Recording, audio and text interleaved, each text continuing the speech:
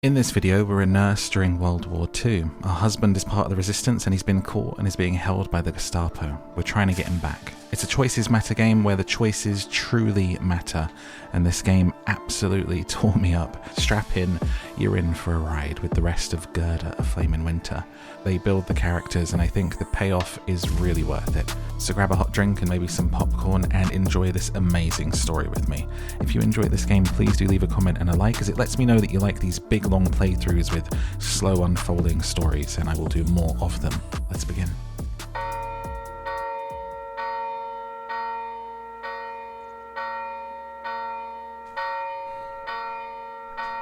Take your ass to church. The bells are ringing. Sunday service must be over. Good. I need to find Pastor Jacob. If there's anyone in town who can help me find leads on how to help Anders, it's him.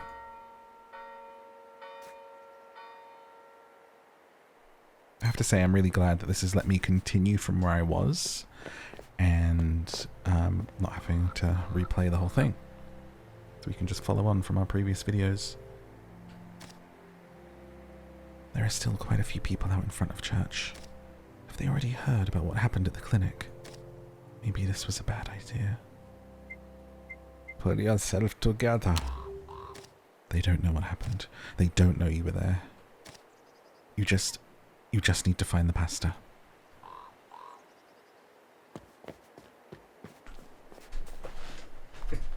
Me at dinner time. Where's the pastor? What's your favourite type of pasta? Let me know in a comment what your favourite type of pasta is. I just love good old spaghetti, let me tell you. Spaghetti, linguine, tortellini, ravioli. I'll take any of those over the little shells and like fusilli and these kinds of like little ones, you know? Charlotte, eyes closed as if in prayer. What are you doing? Gerda. They're saying somebody broke into the clinic and they killed the poor doctor. How terrible. Are you alright? I'm fine. I can't believe the luck you're having these days. Let's hope they find the culprit soon. Let's hope not. What are you doing? Paying my respects to the fallen. She smiles sadly. To Oscar. They still haven't found him? No. I know he did the right thing by volunteering to join the fight, but still hurts to know it might have been all for nothing. Now we don't even have a body to bury and mourn properly. That's why I'm paying tribute here. It's a nice gesture. Glad you think so. They're just candles, but it's something. She trails off and her eyes become clouded with melancholy. A challenging dice roll, are you sure you're alright?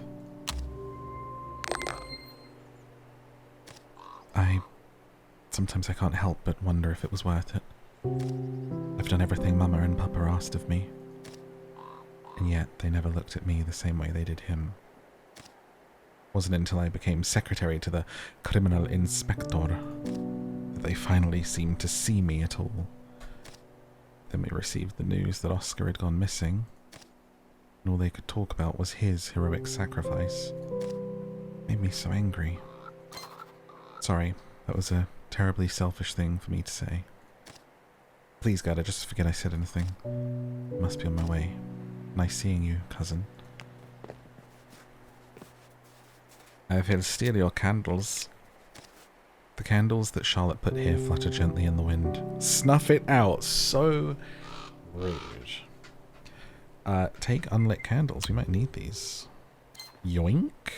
A memorial to the Danish and German soldiers. Candles are for the living, baby.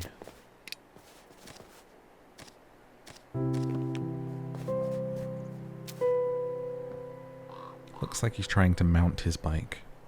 That's probably what it is. It's disgraceful is what it is. Did you see that Nazi girl over there? Putting I'm Danish, I don't sound like this. Danish, how does Danish sound? Don't know. Putting candles on monument of our fallen heroes. She might as well lift her skirts and piss all over it. Oh my goodness, Carl. Sir. I shall march away from you. Hello, I'm Danish. I can't do it. I don't know how Scandinavian sound. Hear the birdie, hear the birdie. You know, it's difficult. Who's in here? They can all just be generic German. He's holding a plate with an abundance of cake stacked on top. Careful, Torben. Oh. He splutters and coughs. Sorry, Gerda. Didn't see you there. How are you? There are still crumbs in his beard. I can't stop staring at them. Mention the crumbs, leave it be. Help him out. You've, got a little something there. Oh, by the devil. Sorry. I, heard about what happened to Anders. Did I get points or lose a point there for talking about your beard? I don't know, I didn't see. That poor kid.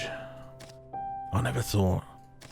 Look, if there's anything I can do for you, you just let me know. Thank you. Here, why don't you have a piece? He awkwardly extends the plate of cakes. Sure. Rough times. Should take what little we can get. Especially at that dinner tonight. I'm surprised the factory didn't sour Mr. Vestergaard on the whole thing. Does seem like a lot of damage. Sure was. It's going to take weeks to clear that mess. Bad news for the old man. Good news for me and my truck, for once. Of course, that's going to have to wait a day or two. So that would cost me 1 insight. I only have 1. Just say, why is that? Old man put a hold on the cleaning until the Germans are done with the place. Don't ask me why. Now, if you don't mind, these cakes aren't going to eat themselves. Torben, did you just stuff a cake into your jacket? What? Well, maybe just 1. Not for me, of course. For some friends who can't exactly come out right now. You know the type. Wait. Hello, children. I mean, there's a lot of bloody cakes here. Truly is impressive what the women of this town can come up with despite strict rationing. Bless them. Mrs. Iverson? And did you see Vestergaard's daughter waiting outside? Apparently she's waiting to see that German lieutenant of hers. In front of a church full of Danes? These young ones have no sense. Oh, hello, Gerda. I know she's your friend, but you can't say I'm wrong, can you? You really can't. Gossip, gossip, gossip. Gossiping away.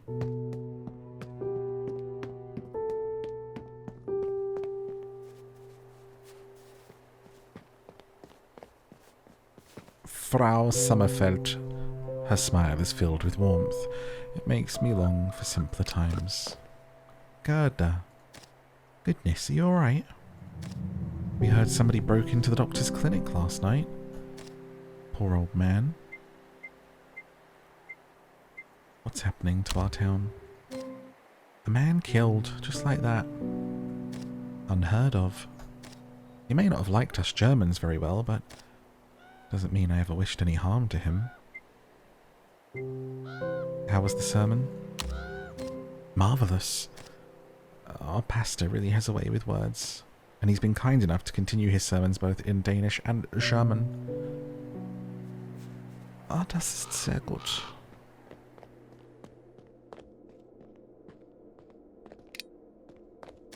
Books. Something scribbled on the inside of the cover. They bind us hand and mouth, but they cannot bind spirit. Brave. Time more people started believing them and took a stand. Put the book back. Safe and snug. He wears a confident stance, eyes gleaming with something dangerous. Morning, Mrs. Larson. Making a bit of time for God here. Oh, leave her alone, niece. What? I'm chatting. Just a bit of banter. You call that banter? I feel bad for your sister here. Oh, you don't know the half of it, dear. Don't mind him. Will you be coming to Vestergaard's banquet tonight? Well, it seems like everyone is. Half the town, I'd guess. The old man had to special order quite a few goodies. Your network can't be that good. Must have been another nice profit for you. Do you ever switch off? Gotta start spending these points somewhere. Not quite. Had to call in a few special favours from Copenhagen. Seems those fellows were more than happy to send things Vestergaard's way. Eager to make a connection, I think. They started to set up in town market too, eh? And I'm sure talking about them loudly in an echoing church is the perfect way to get a leg up. Meanwhile, our latest guests aren't exactly docile little chicks, are they? How's Sophia? How should she be? Scared, of course. Though that little bear is keeping her busy. Not like those two resistance birds. They won't stop arguing about some old farm north of town near the river bend. Wants to go, he doesn't, she does, back and forth all day. Never knew Peter would be so timid. It's like he and your Anders switched places. I never knew. Trust me, dear, a busy man is better than a dull one. Keeps things lively. Facts. As a very busy man. I wonder you're not married, sister. You're one to talk. Where exactly is the line of women at your door? Fails at Danish accent, just gives everyone regional British accents. It's fine. Which, of course, is no way to beseech a man of the cloth, and one in my state, least of all. Right, but what about the coverboard? Which brings me to my next point. Oh no. Looks like Jacob's busy talking the ears off of some townspeople. There seems to be a bit of a queue. Perhaps I should come back later, after I talk to some of the other people here. Oh, okay, so I've got to, like... You can't just rush to him. I thought I had spoken to everyone, though.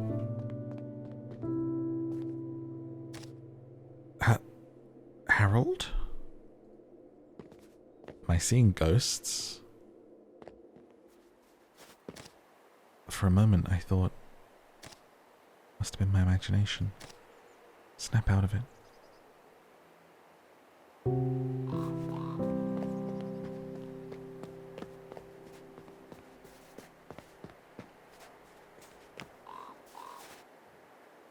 Scribbling in her notebook, her fingers blue from the cold. Margit? Oh, Gerda. She snaps the notebook shut and turns to me with a worried look. Sorry, where have you been? I've been trying to get a hold of you, but you weren't home. Heard about Anders. Now people are saying somebody broke into the clinic last night? And that they shot the doctor. Is that true? You're right. Oh, Gerda. I'm not sure what I'm doing, Margit. It all seems to have spun out of control so fast. I know. I wish there was something I could do to help.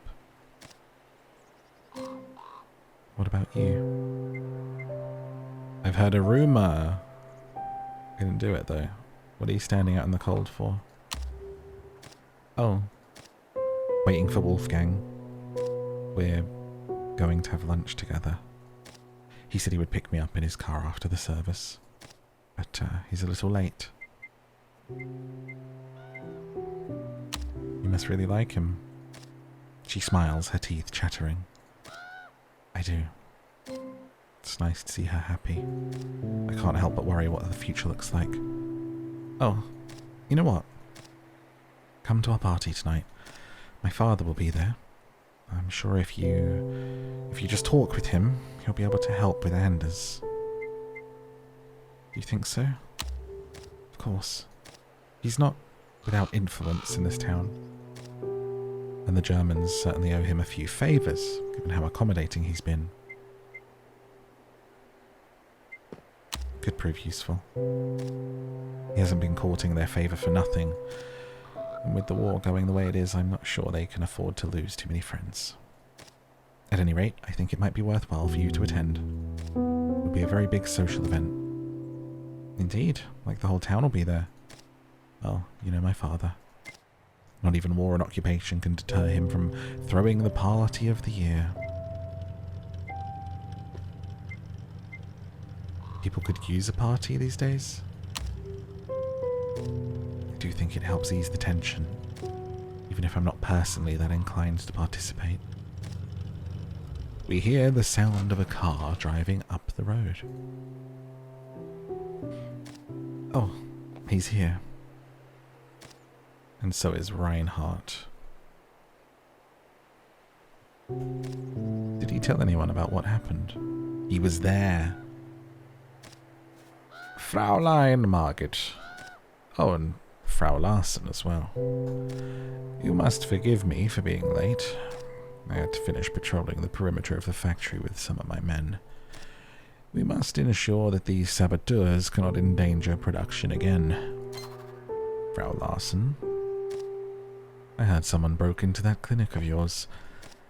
We may have had our differences, but I was saddened to hear about the good doctor's death. News certainly spreads fast in this town. My condolences.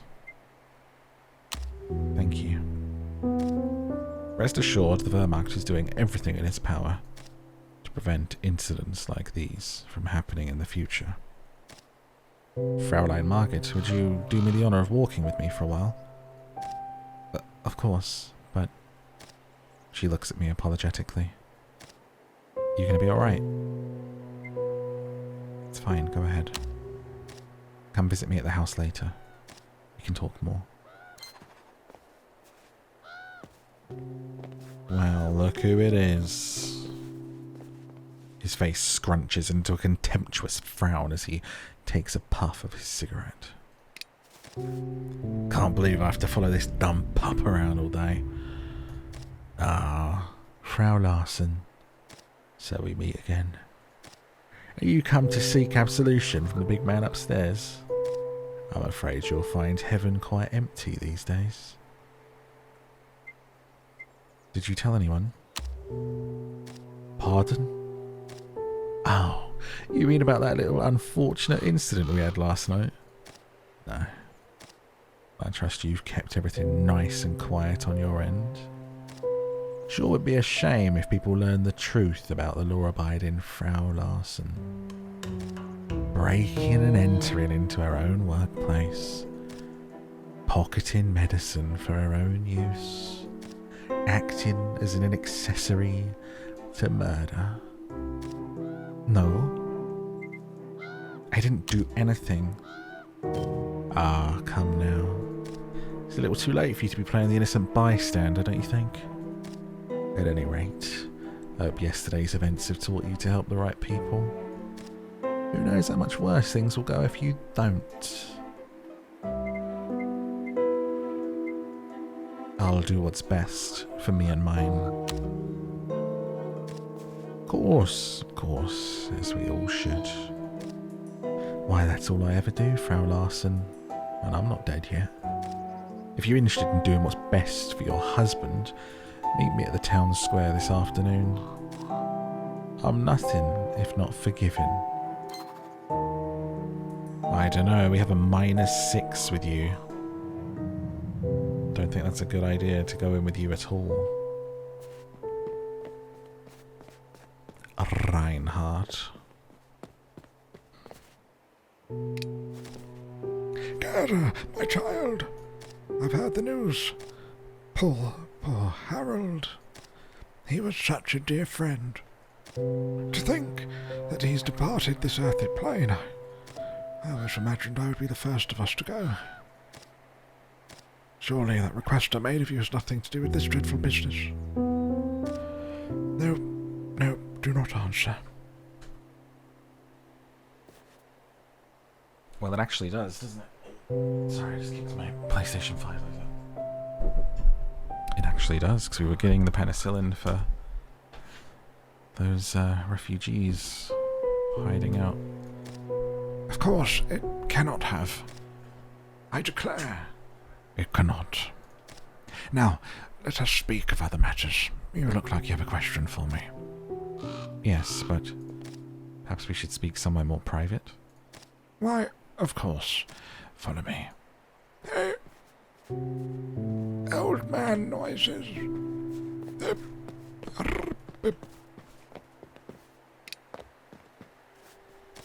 What's on your mind?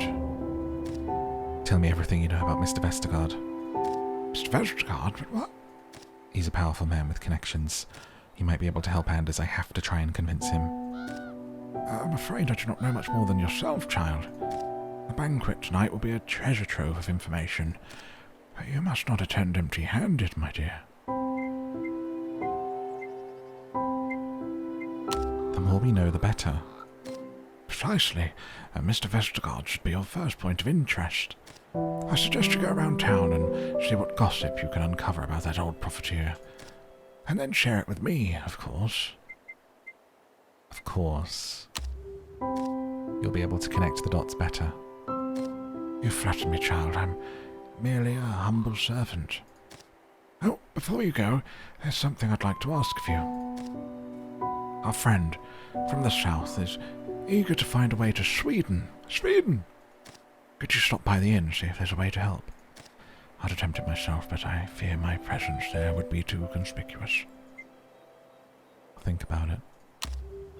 There's already so much I need to learn for Anders' sake. Indeed. Not an easy time. Good luck, child. I look forward to hearing what you've learned this evening. Child! Child! Oh, there'll be some decisions to make. I feel like we need to prioritize our husband, just saying. Looking at the congregation, I couldn't help but see our little town's fraught past. The effects of changing hands between nations lasting for generations. The gravestones at the church, including my family's, attested to this history. In better times, our differences and the injustices of the past were forgotten over Sunday cake. But now, they smouldered just below the surface, ready to combust. Smouldering. The scars of our history were too fresh to ignore. The town would be divided for a long time to come. Germans and Danes were trying to live their lives and hoped they could stop their differences from dividing them. What this town needed after the war was a good cake to smooth things over, one so decadent any arguments would dissolve with the icing. Germans and Danes should try and live their lives. Both Germans and Danes were just trying to live their lives, and I hoped that they could stop their differences from dividing them. I'm a compassionate little nurse, aren't I?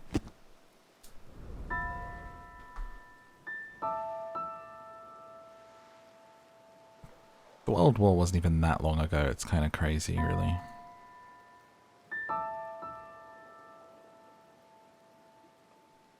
Let's see. So what do we have? Options. The soldiers and workers here might be willing to tell me something about... Reinhardt has offered to look after Anders if I help him with something. I wonder what it could be. Their assistants could be valuable allies in helping to save Anders. I should see if they need any help. Oh, this is a pick.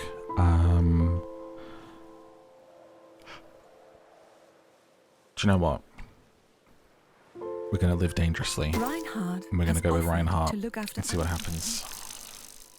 Let's make it exciting. Let's get some twists in here. deal with the devil, perhaps?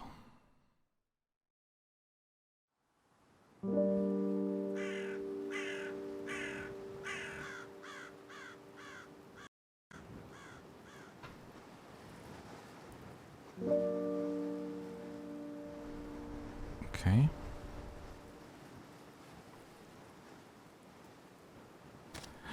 Rum pum pum. Turn the logo off up, actually. There's Reinhardt. I can't believe he still wants my help after what happened last night. He must be desperate. And apparently I'm desperate enough to take his offer. I wonder what he wants.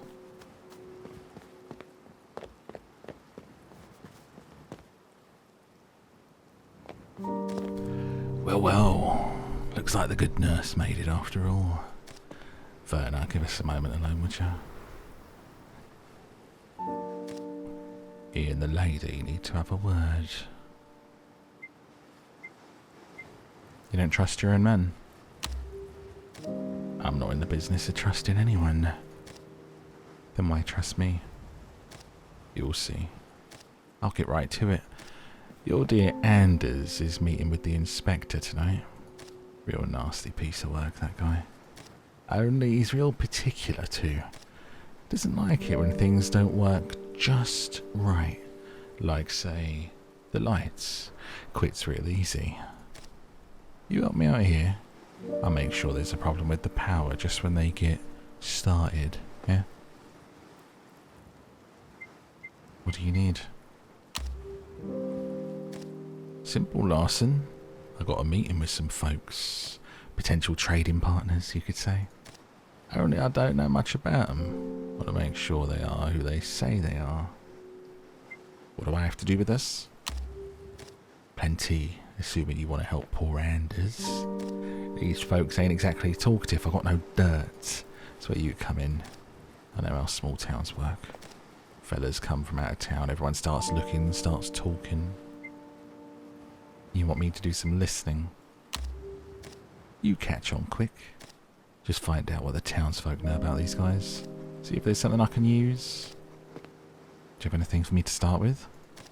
They're smugglers from Copenhagen who do business with Germans. What do you want?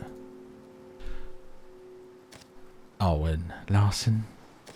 Try not to draw too much attention to yourself, eh?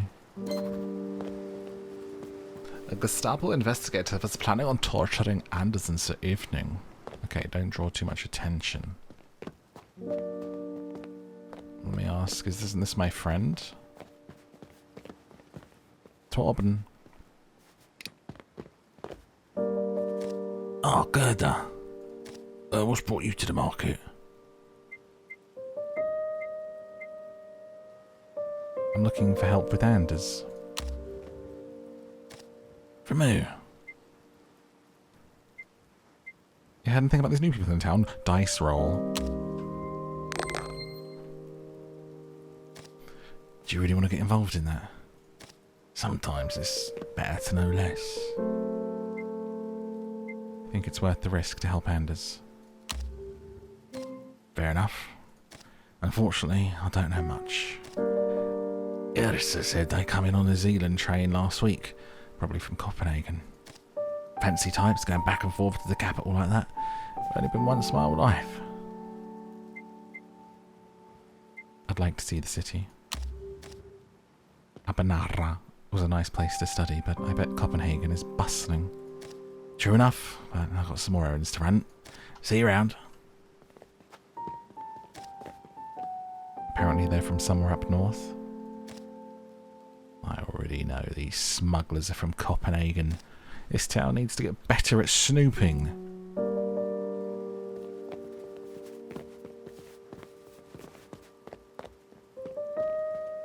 Who shall I ask? Herr Wilder. Good afternoon, Herr Wilder. Market seems lively for a Sunday. Not lively enough, but the occupation's got everyone stir crazy. I'll say. At least there's some action around here. Aye, those Nazis have been pushing people to the edge. Rule this, rule that. Can't a man just buy some smokes anymore? Don't have any cigarettes. Supplies are low all over. Here they got less down south. Sure, I heard from my cousin down in Dresden. Not bad of roses there. But no need to pinch us here. It's no wonder we've jumped to buying from smugglers. Do you know about those new ones? Could be I heard some things, but damn if it ain't better said in a whisper. What was that accent, sir? Listen, I'm secretly Jamaican. Don't worry about it, okay, girl? Hey, damn girl. What whispers have you heard? Dude, I'm so good at rolling dice. Do you know anything about those fellas? Those fancy pant ones.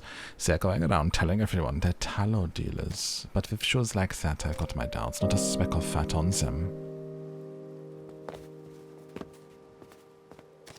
Well, seems they go around pretending to be tallow salesmen. A smuggler with a cover. Who could have guessed? Find me something I can actually use. Do you have a cover? Sure I do. My cover is that of a German soldier loyal to the Wehrmacht. Incorruptible, unimpeachable, utterly by the book. I think your cover is slipping. I survived long enough. Let's get back to digging. Oi oi.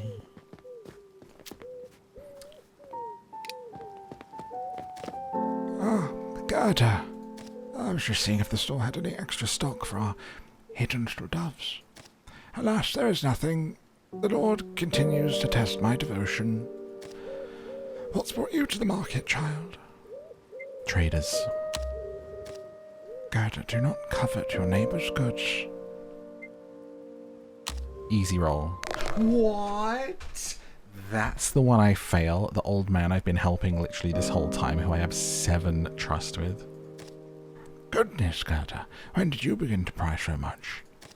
What will the other parishioners think? The flock does chatter, and I do listen. Seems these men are quite well connected. Do you recall that young woman from Esbjerg who moved to Switzerland?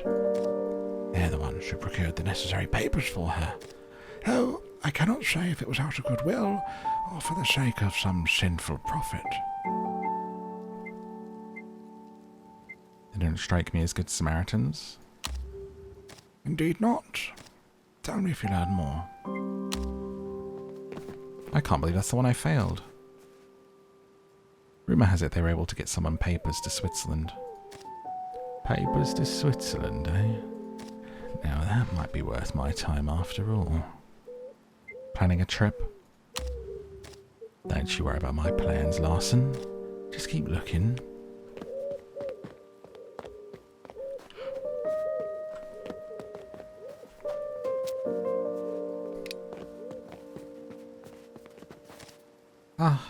Frau Larson, I'm afraid I haven't got much to sell you on a Sunday, unless you're here for something else. The fellas from up north, why are you interested? Just curious. And that I get that one, okay. Those vagabonds. I heard from my cousin's sister friend they're gun runners. Supposedly the Nazis have been stockpiling munitions near the border and they want in. Can you imagine that? Thinking they could steal guns from right under the occupation. Arr, arr. Seems brave. Maybe, but that don't mean it's noble. Depends where those guns end up. I'll see you around. Bye. Bye. Bye. Hiss. Find out anything interesting. Seems they might be looking to get their hands on some German munitions. Ah, so that's what they're after. How would they get their hands on those? Don't you worry about that, nurse. In any case, they have something I want. I might have something they want. I say we have ourselves a little chat. My contacts informed me about their meeting spot. Follow me.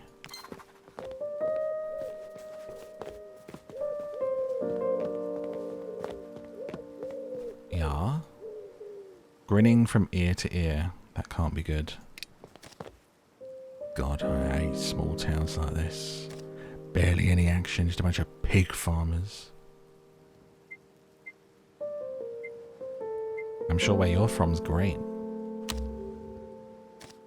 No, where I'm from is a little town just like this. That's why I know it's all pig farmers.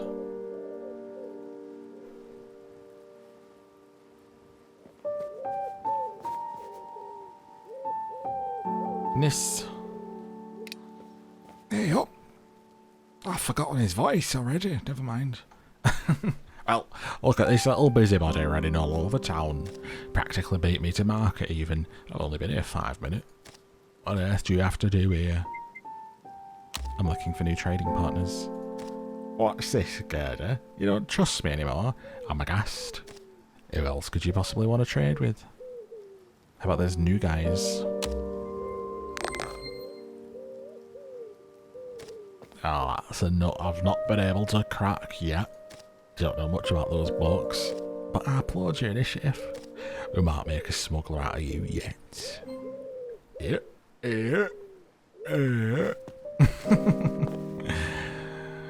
a nice job back there, nurse. With any luck, this is the start of a lucrative partnership. Now, let's go meet those industrious countrymen of yours. There's about 1,000 places I'd rather be. You and me both. Who's it going to be? I feel like it's going to be somebody we know or something.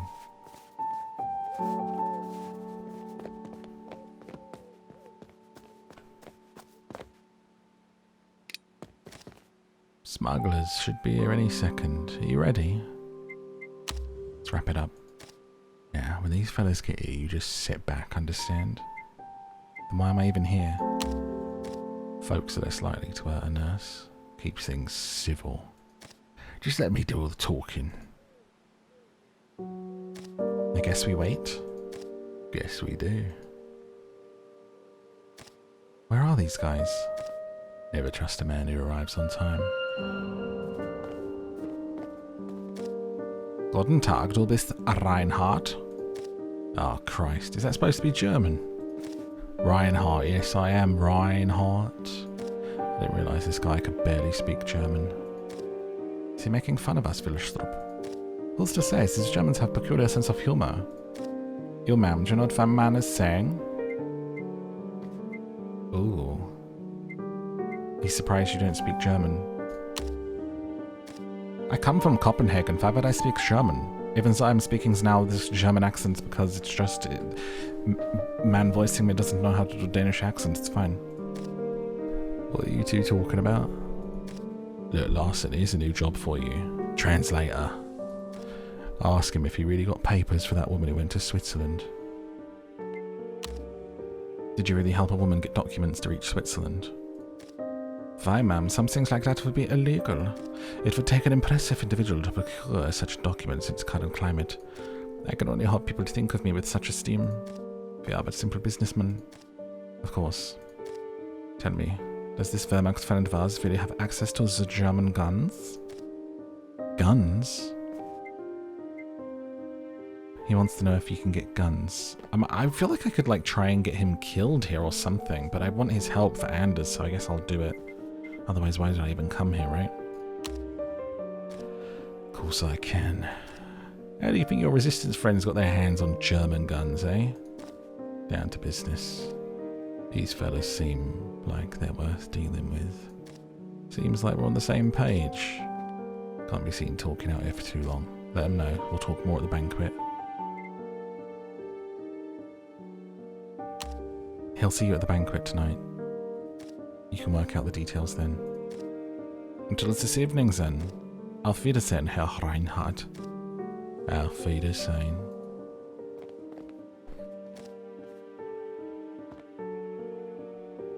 Well done, Larson. Don't worry about your husband tonight. The inspector will barely lay a finger on him. So if you want to continue this beneficial arrangement of ours, I could use your skill set as a translator for tonight's negotiations as well. If you decide to attend, come find me.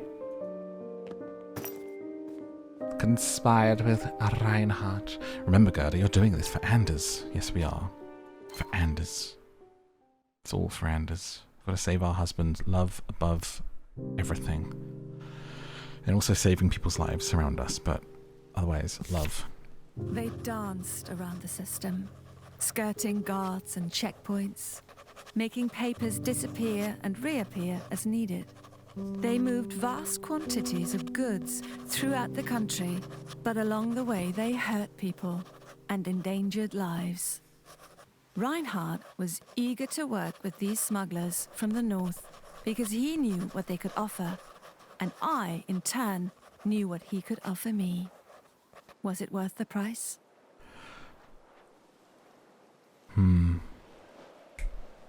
When it came to the occupation, nothing was free. If I wanted to help pandas, there would be a price, and I would always pay it. When it came to the occupation, nothing was free. If I wanted to help Anders, there would always... Yeah. You'd do anything. If you love someone, you would do anything, I think. Sunday. Right, so now we've got... I've been told that Leva will be carrying out a mission here today. If I go and help her, she might come to trust me more. Farm with the Resistance. The Resistance could be valuable allies in helping people in the inn. I should visit Margit. Maybe she can reveal what her father is up to. I think that would be good. The soldiers and workers. I think we need this info Margit. from our friend there that was outside. She said to come see her. I feel like the Resistance doesn't really like us too much, and doing a bit of a civilian leaning playthrough, it seems like, so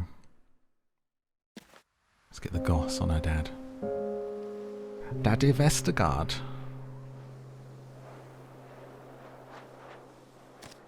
Honestly, anyone with a driveway this long must be up to something. Time to figure out just how much Margit knows about her father. The water, frozen, solid. Almost big enough to be an ice rink. Margit and I did try to skate on it once when we were little. We weren't very successful.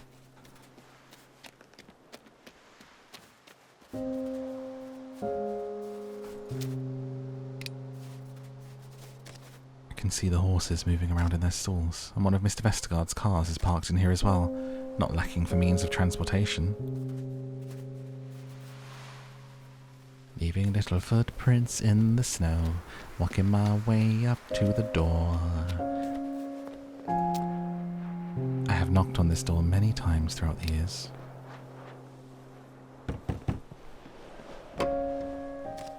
Oh, Frau Larsen. I'm here to... You must be here to see Miss Margit. Please come on in. It's freezing out there. Please wait here.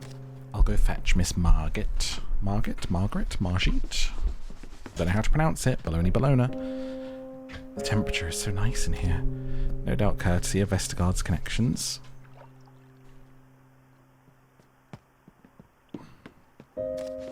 Gerda, you came. Sorry. This place is such a mess right now. A mess? The floor's been polished to such a luster. I can practically see my own reflection. Cleanest mess I ever saw. Yes, well, you know, my father and his parties. No expense spared. Nothing less than a grand spectacle will do. The staff will be at it all day. Is your father home? Goodness, no. He's away on business. But he'll be back before tonight's festivities. I'm being terribly rude keeping you here in the foyer. Come, let's go to the sitting room. I've already sent for tea. Oh, right. We'd better not disturb Vera while she's working. Come on, let's go round.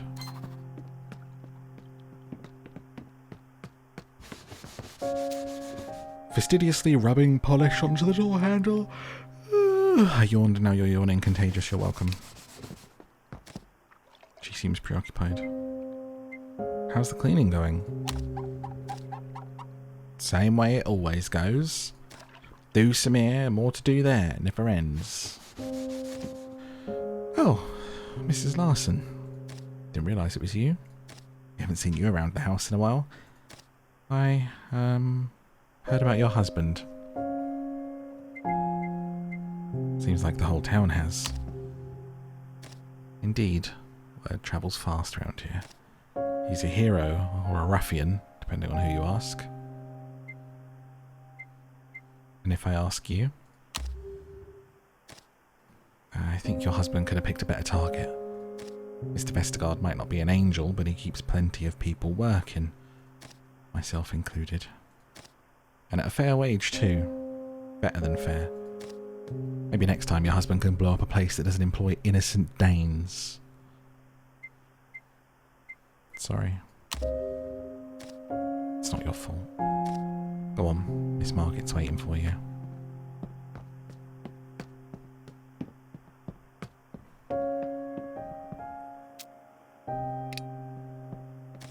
Quite the table setting. I pity the maid who has to wash the dishes.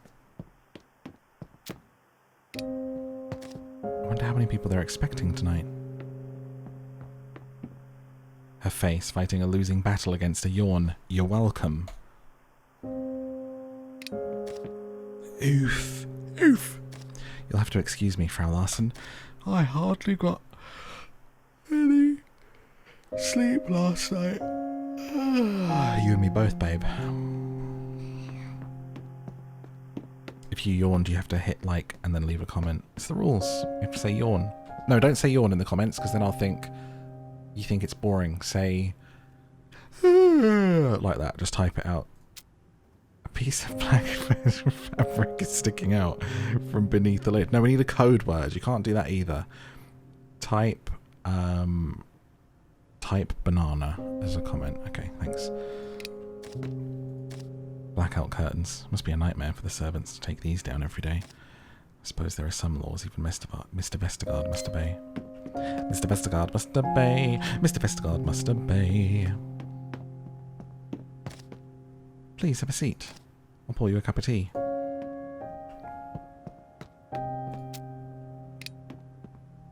Tea? In this economy? I can't imagine how you must be feeling right now. Anders placed under arrest by the Gestapo. I never thought something like that would happen to the two of you. You're just about the nicest people I know. Is it true that Anders is part of the resistance? Did you know about it? I knew very little.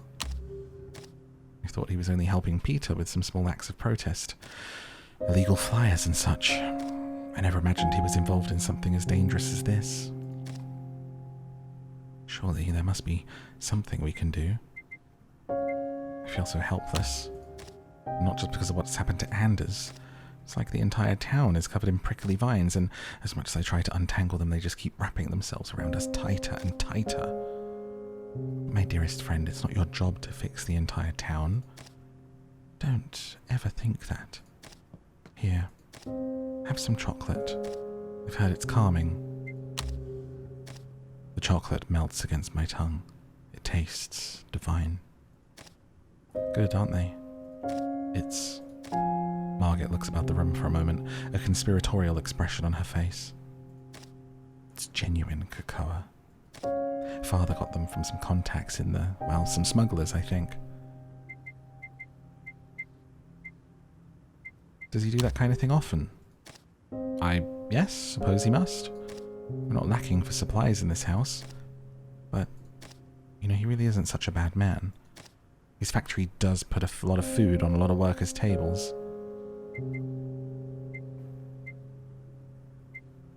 I know. He's always been very kind towards me as well, but he's been dealing with the Nazis. And they've arrested your husband. It's kind of crazy we're having this sit down, like, my husband bombed her dad's factory. Like, that's kind of crazy. Exactly. Would you like some more chocolate? Sure. Father's position is complicated. You know, he's not so fond of Wolfgang anymore. Even though he's working with the Germans. You know my father. No difference between the personal and the business side of things. You might think Wolfgang is a liability with the war going the way it is. But do you really think Father's up to something sinister? Why else would the resistance attack his factory? Exactly. Anders must have had a good reason. He's not the only one collaborating with the Germans. There must be more to it. Well, that hardly seemed to pick their targets carefully. Truth be told, I've been wondering about Father lately. I was still helping with the company books until a month ago. All of a sudden, he asked me to stop. Margit not doing the bookkeeping anymore. Father's always been quite austere about his business, but he's always wanted us children to get as involved as much as possible. The other day I heard him talking on the phone. As far as I could tell, he was speaking with some... Hold on, just let me make sure no one's listening.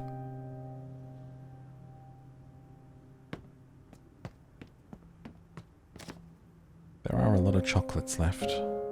Take the chocolates or leave them alone. Listen, she's about to give you good info, just leave them. She's been offering chocolates, it's fine.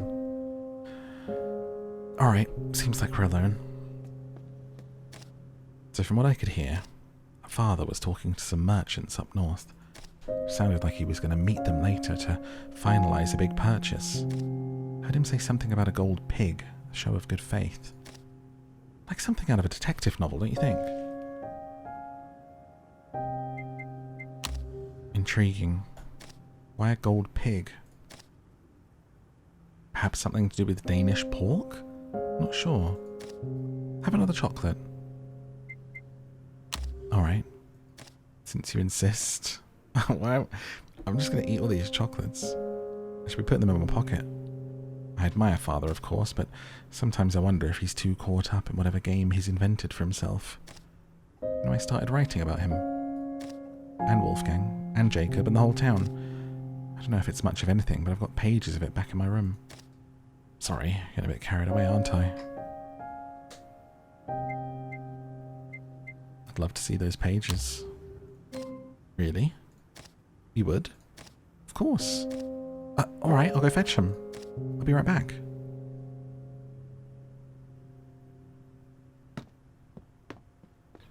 Let me read your diary. Oh. She'll probably be gone for a few minutes. Sorry, but this is my chance. I need to go and see if there's anything in Vestergaard's office. Anything that will help persuade him to help Anders. Let's do it. First things first. Into the office.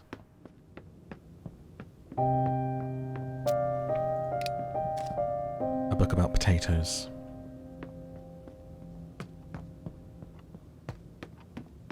Mr. Vestergaard's office.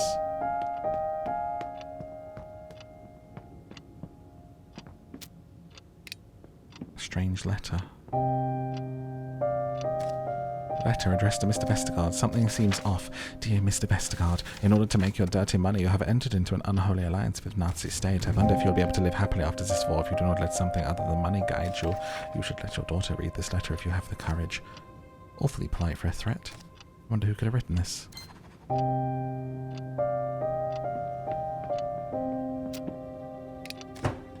Locked.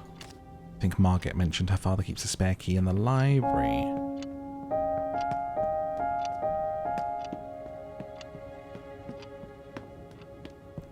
Want a spare key?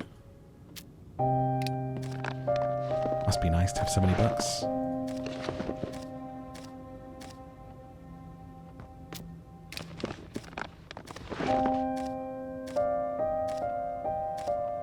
Looking for a key.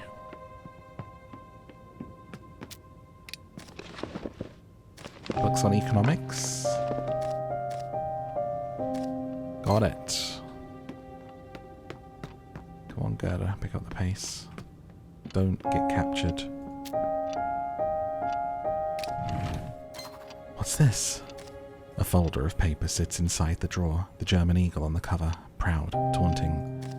Next to it, an expensive-looking golden pig smiles at me from the shadows. Who's there?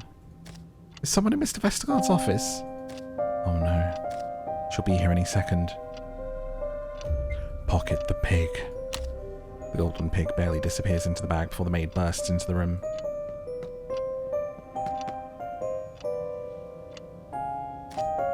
Mrs. Larson! What on earth are you doing in here? You've no business in here. I was just looking around. Looking at what exactly? This is a private office. I don't care how close you are with the family. You can't barge in as you please. Sorry. You should be. There are rules. You know, not everyone will give you a pass just because your husband was arrested. You Larsens are so impetuous, just like your husband. What does that mean? You're both making life difficult for Mr. Vestergaard. What's he done except be a friend to you?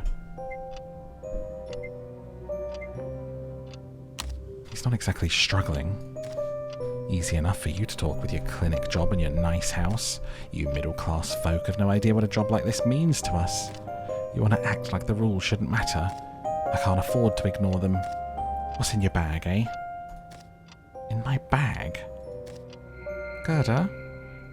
Where are you? Oh, busted. How did I get busted? What's going on in here? Miss Margit, you won't believe it. Mrs. Larsen's been snooping around. Oh, Vera. Surely it's not so serious as that. Gerda, is this true? I'd hardly call it snooping. Just looking at some things. That seems quite natural to me. Father has some interesting things in his office. Those things are private. And they certainly don't belong in Mrs. Larsen's bag. That's a strong accusation, don't you think? I know what I saw, miss. I simply must insist that Mrs. Larsen empty her bag. Right, this instant. Ooh, I could go for a roll or I could use my wit. Let's not risk it. Didn't realise the Gestapo were here too. Oh, well, you're dramatic for a thief, aren't you? Please, Gerda is a guest in my home. We mustn't be so rude. I'm gonna have to insist you both leave this office. Come on.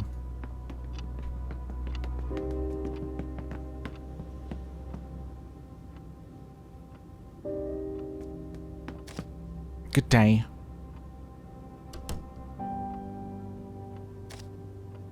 Perhaps I should have handled that better.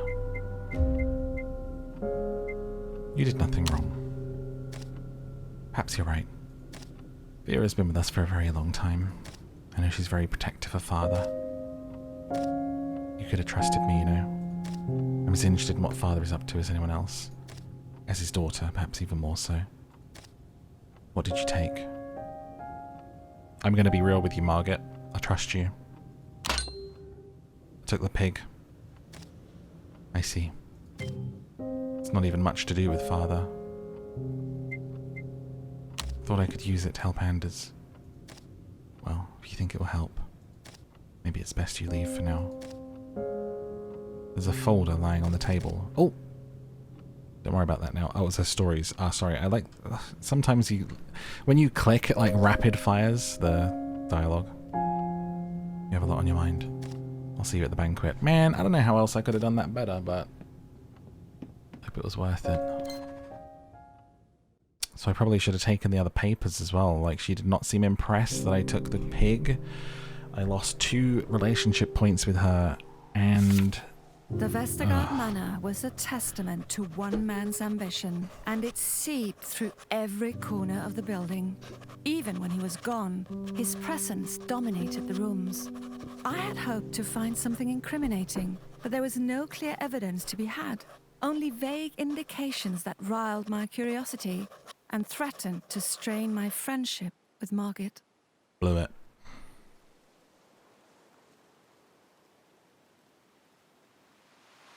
Vestergaard's secretive for a reason. There's no shame in hunting down the secrets of someone so clearly corrupt. Was secretive for a reason. Yes. There was no shame in hunting down the secrets of someone corrupt. Give me that. Alright, where are we at?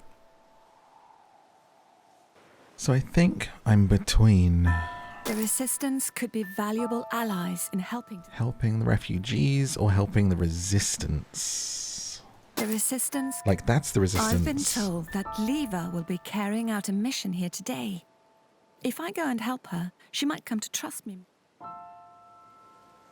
Let's help the Resistance could be civilian life. Let's not get involved in missions, but we help the Resistance through helping the refugees.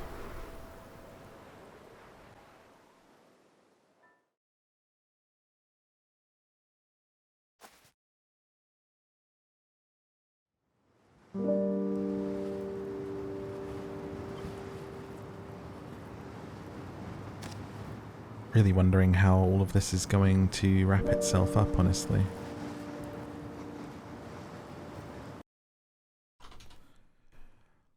Oh god, my stomach is all tied up in knots. Really not looking forward to facing Peter after what happened last night. Will they even let me inside? Oh, that's gonna be here? I guess I've got no choice but to find out.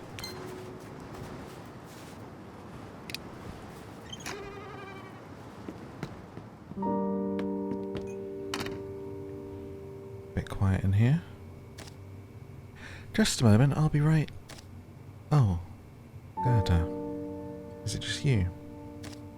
I suppose you're here to see the others. Well, go on then. They're out back. She cocks her head in the direction of the kitchen.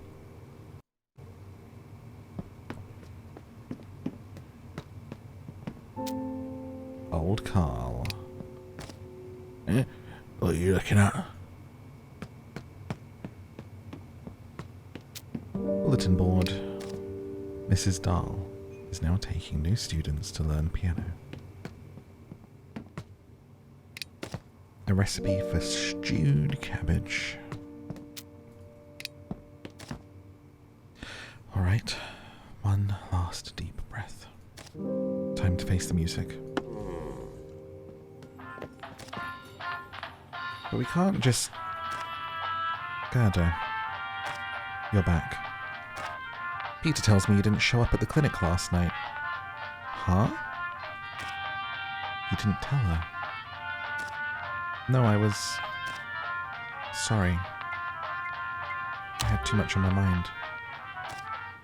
How's your man doing? A pained expression crosses Peter's face. He's gotten worse. Oh, no. I'm really sorry. I wish there was something I could do. Yeah, well, the pastor came by and talked to him this morning. I think it's lifted the poor bastard's spirits a bit. Oh. He's in the next room, if you'd like to take a look at him. Oh, before you do that, I need to talk to Gerda for a spell. Of course. I'd better go prepare for our next move. Come see me when you're done here. Gerda, join me by the truck, will you? I wonder where he hid it. An orange peel.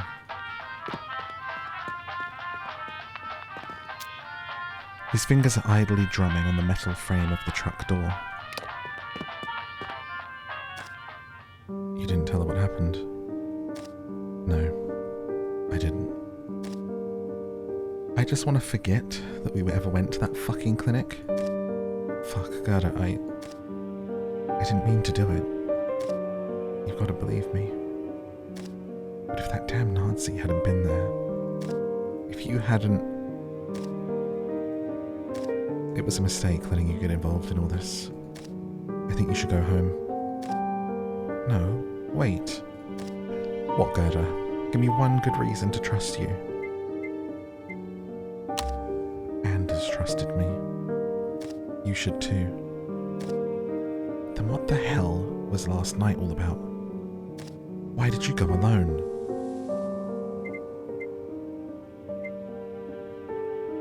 I didn't want to hurt anyone. That was foolish of me. Please, Peter, can we put this behind us? Anders needs our help. God damn it. Fine. Maybe alright, maybe we can give you another chance. Just promise me you'll... We hear several of the boxes inside the truck topple over.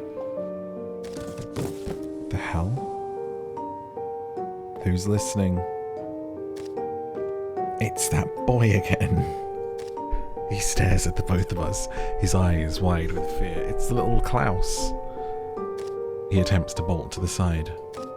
Shit, hey! Catch him. Peter grabs the boy and slams him violently against the side of the truck. Let me go. Let me go.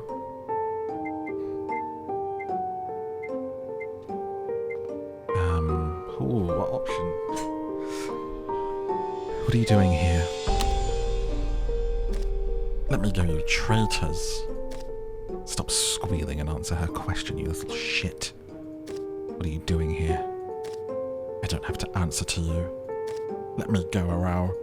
I'll tell my father. I'll tell everyone you're hiding. Oh, you think you're smart? Hiding in my truck, spying on us like you're some kind of bloody Nazi detective. Fucking hell, this is bad.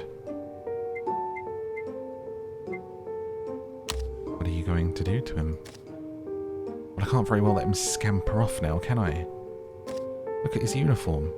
The boy's a damn Nazi. God damn it. Why did you have to come here? Peter's hands are inching towards his pocket. Peter, wait. What? He's a child. I'm not a child. And you are all traitors.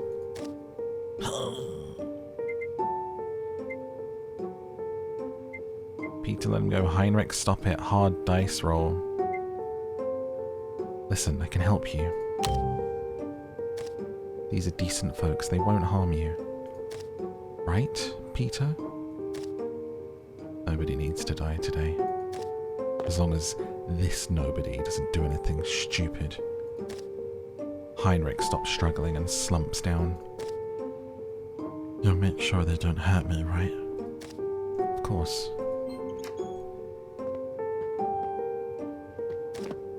What the hell is...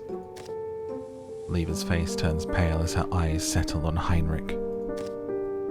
Chief, I swear I didn't. He was hiding inside the truck. I've no idea how he got in. What's going on back here? I heard... Who is that boy? Why is he... She takes a sharp inhale. You brought a Nazi into my inn. No, we didn't, Midda. He was hiding in the... Calm down, Miss Egeland. No, don't tell me to calm down. You can't keep that boy in here. Let's be sensible. He's already seen too much for us to let him go. Were there any customers in the bar? No. From the old Carl? Did he hear anything? No, he was drunk as a fiddler when I left him.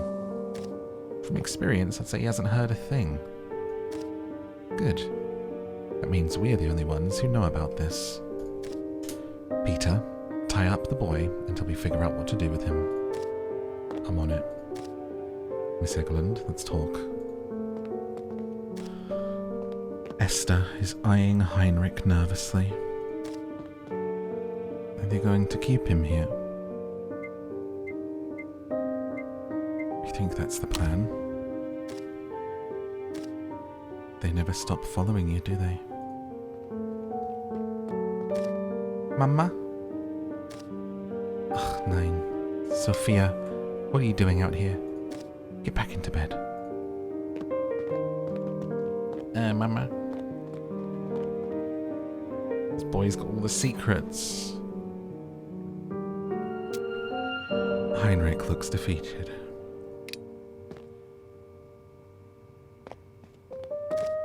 There, that should do it. He ain't gonna be running off anytime soon. Are you alright, Heinrich? I'm fine.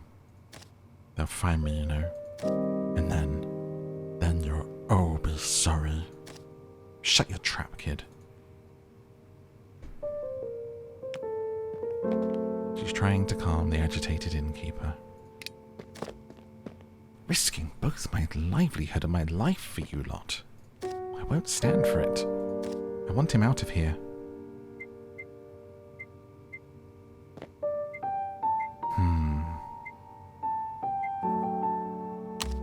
Give me a break. It's not like you're an innocent bystander. If word got out that your brother is smuggling out of this place, that wouldn't be so great, would it?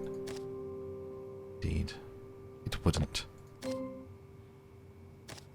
Like you're one to talk. The boy knows the inn is helping the resistance now. He knows about the smuggling. If we go down, you go down too. She scoffs and puts her arms across her chest. Well, what are we going to do with him then? We can't just sit around and drink tea all day. I'll figure something out, Midda. You can count on it. You'd better. Gerda, come see me in a moment. Something I want to talk about.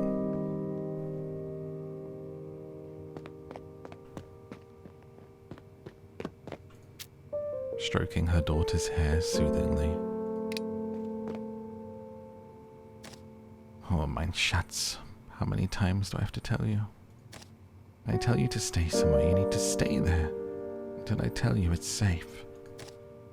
Sorry, Mama. How are the two of you doing? Sorry, just laughing in her face. I'm fine, but the little girl is getting worse. I gave you the penicillin, though. Hate to ask you any more favors, but we want to get out of town as quickly as we can. If you come across any information regarding means of transportation, let us know. What about those smuggler guys?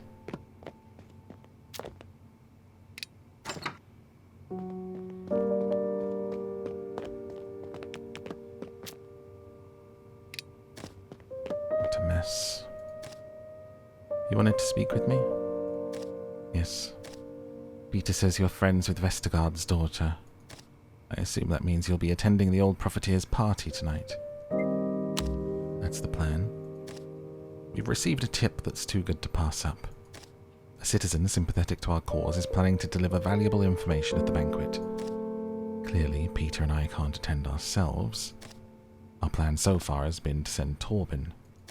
He's not a member of our organization, but he's dependable. However, despite your refusal to help us at the clinic, it might be better to have someone like you there. You are, after all, a woman of the people, aren't you? Opinions are divided. Peter tells me your Danish and German heritage is invaluable, that it lets you glide between social circles. You could use someone like that at tonight's event. But I need to know, can we trust you? You didn't come through for us last night. But maybe something like this is more your speed. If you help me, I'll help you. She breathes out a sigh and is quiet for a moment. Well then, Larson. We look forward to your contribution. Bloody hell.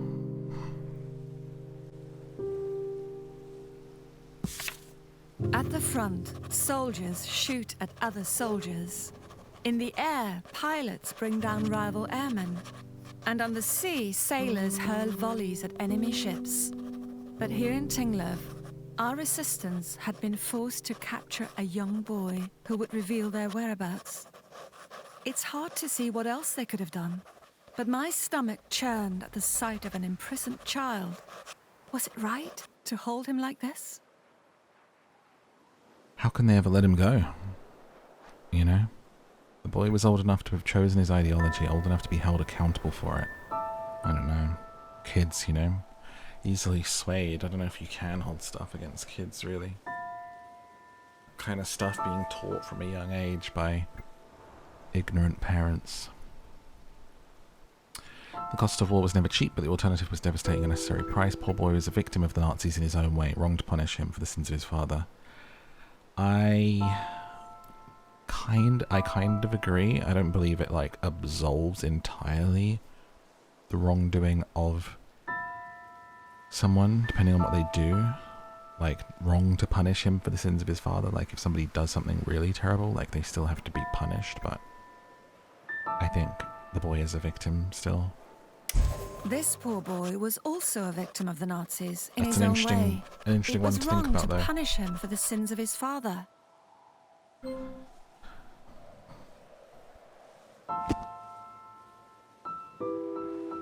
It's hard, you know. I feel like most people are kind of stupid and do stupid stuff and get pressured into things and all sorts until they're like proper adults, like, you know, 20 and stuff. Right? Everyone makes terrible decisions and does stuff that doesn't even represent who they are once they're a proper adult, you know? I need to convince Mr. Vestergaard to help free Anders. If he won't offer aid, then who can I turn to? Let alone a literal child.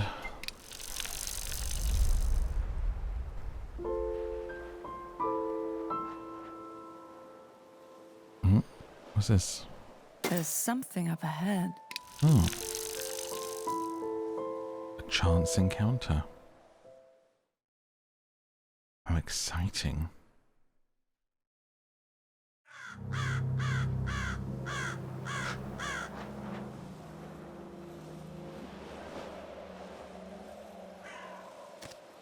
Oh no, a car accident.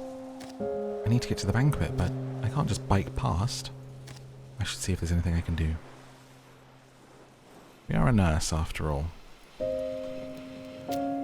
Haven't been doing much nursing since the first day, though. How fast were they driving this thing? Her eyes are welling with tears as she tends to the wounded boy. Shh, shh, darling, it's all right. Ma'am, hurt. Is he bleeding anywhere, Mum? No, I don't think so, but please, we need to get him to a doctor. What happened? Oh, that moronic driver. Hit my son with his car and crashed into that tree over there. Who even drives at that speed over these slippery roads? Wait, I know you. You're the nurse who works at Lindholm's clinic. Miss Larson, right? Please help my boy. The boy appears to be fine. He's just making a big fuss of his nursing, as children do. You should go check up on the driver instead. He seemed dazed. How dare you? My son needs immediate treatment. I'll see the driver in a moment. Thank you, Fraulein. The driver's the one who caused all of this. Let me have a look. I can see both. Shh, I won't hurt you. Look into my eyes for a moment. The boy quiets his sobs and blinks. He stares at me, his eyes wet with tears. He seems lucid enough. No sign of any concussion. Just gonna check if anything's broken, alright? The boy nods solemnly as I examine him. He recoils in pain as my hand reaches his left wrist. His wrist is sprained, but luckily it doesn't seem to be worse than that. Oh, thank goodness. Can you do anything to ease his pain? I haven't got nothing. Get him to the clinic. Forget about that. You'll want to go to the field hospital, considering what happened to the doctor. You will drive them, right? Yes, of course. What kind of men do you take us for? Thank you, Mrs. Larson. Keep your hands off me. Oh, what is he getting himself into? Please, Mrs. Larson. My husband and I aren't from this region. His German skills are quite poor. Could you make sure he's alright? I have to stay with my son.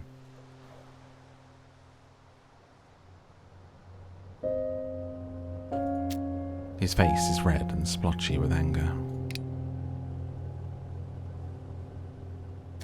You can't do this. This is an outrage.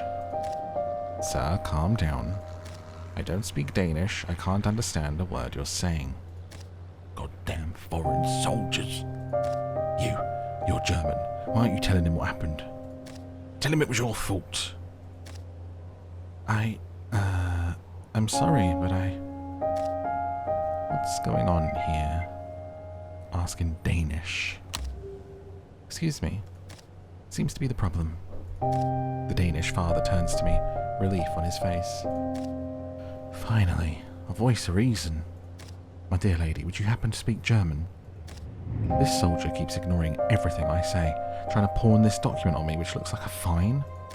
I'm trying to tell him that my boy got severely hurt because that man there drives like a maniac. Nothing I say seems to get through that thick skull of his. I'll try and talk to him. What's the situation, officer? This man and his family were driving in the middle of the road with hardly any lights on. Lights? I understood that word. Is he complaining about the lights on our bikes? Well, tell him it's the fault of his damned occupation's blackout rules. We were driving with as much light as we could. The unfortunate gentleman next to me couldn't swerve his car in time and rammed into that tree down the road. I couldn't see them. They just came right out of nowhere. I'm trying to explain to this Danish fellow here that he needs to pay a fine to cover the damages. What about the boy? An unfortunate incident, to be sure. But hardly the fault of this gentleman. What was he to do? What's he saying? He says you need to pay a fine for the damages incurred to the car. I have to pay a fine? That German bastard was driving the car clearly drunk as a skunk. He was way over the speed limit. He reeks of liquor. His eyes seem to constantly glaze over. I don't think he has sustained any injuries. Are you drunk, sir? Drunk? I'm no such thing. A blatant lie. He's clearly drunk, sir. Who's to say? Doesn't change the scenario. Till this man, he needs to take the fine or will be forced to arrest him. Hold on just a second. Where were you going? Seems like a private errand. Oh, I bet they're going to the thing. This is the goods coming in for Mr. Vestergaard. And as you well know, all driving for any errand that is not business related is illegal. If you're going to find this poor father, then you should also find this man for breaking the law. Look, lady, I'm not a police officer. Let's just forget about all this. We'll make sure to drop the family off at the nearest village. What's happening? Are they going to let us go? They'll even give you a lift into town. Really? I don't much fancy driving with Nazis, but I suppose it can't be helped. Thanks for the help, young miss. I'm glad that's solved, but I need to get to the banquet. Run, Gerda, to the banquet with you, to the banquet.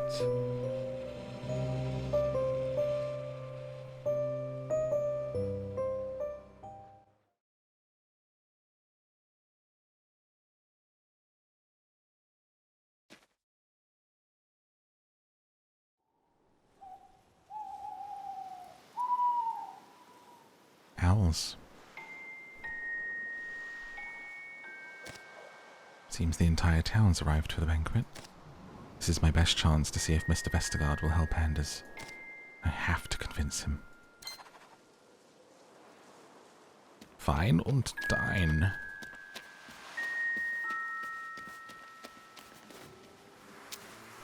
The Gestapo car. That damn car. Starting to remind me of a hearse.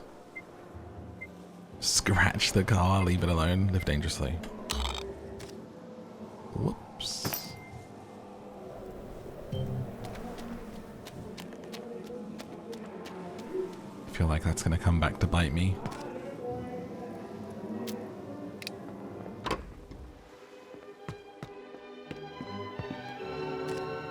Welcome to the Vestergaard Manor, Mrs. Larson.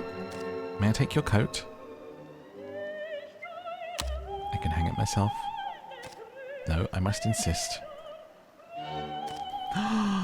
Look at me! Out of my clothes and into something so pretty.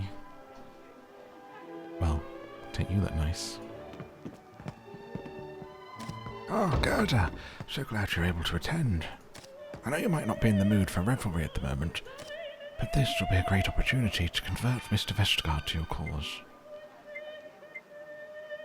Whatever helps Anders. Yes, we must keep our eyes fixed upon the beacon of our intent. This is why we're here. Frau Larson, welcome. Can I offer you a refreshment? Might help my nerves, but I need to keep my wits about me. Not right now. What about you, dear pastor? Very kind of you, but I'm afraid champagne's too prickly for my throat. I don't suppose you might be able to procure a hot toddy? Certainly. I'll ask in the kitchen.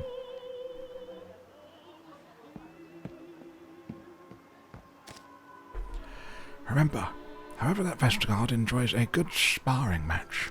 The more prepared you are, the better. He's just in the dining hall now. See if you can catch his ear. Look at me.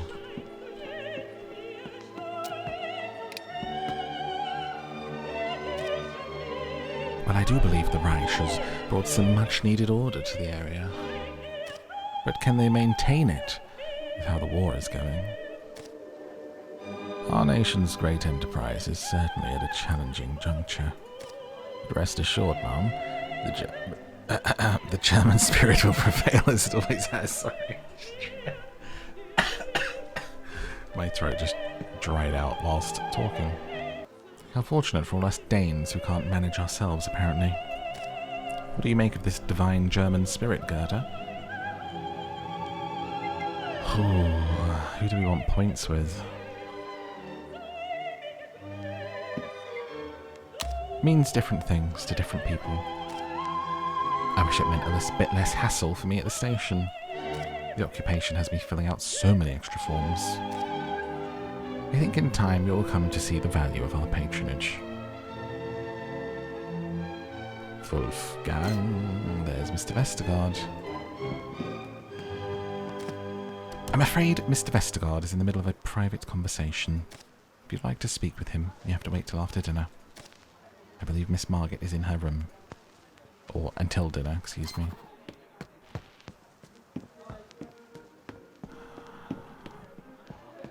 This lady getting in my way all the time.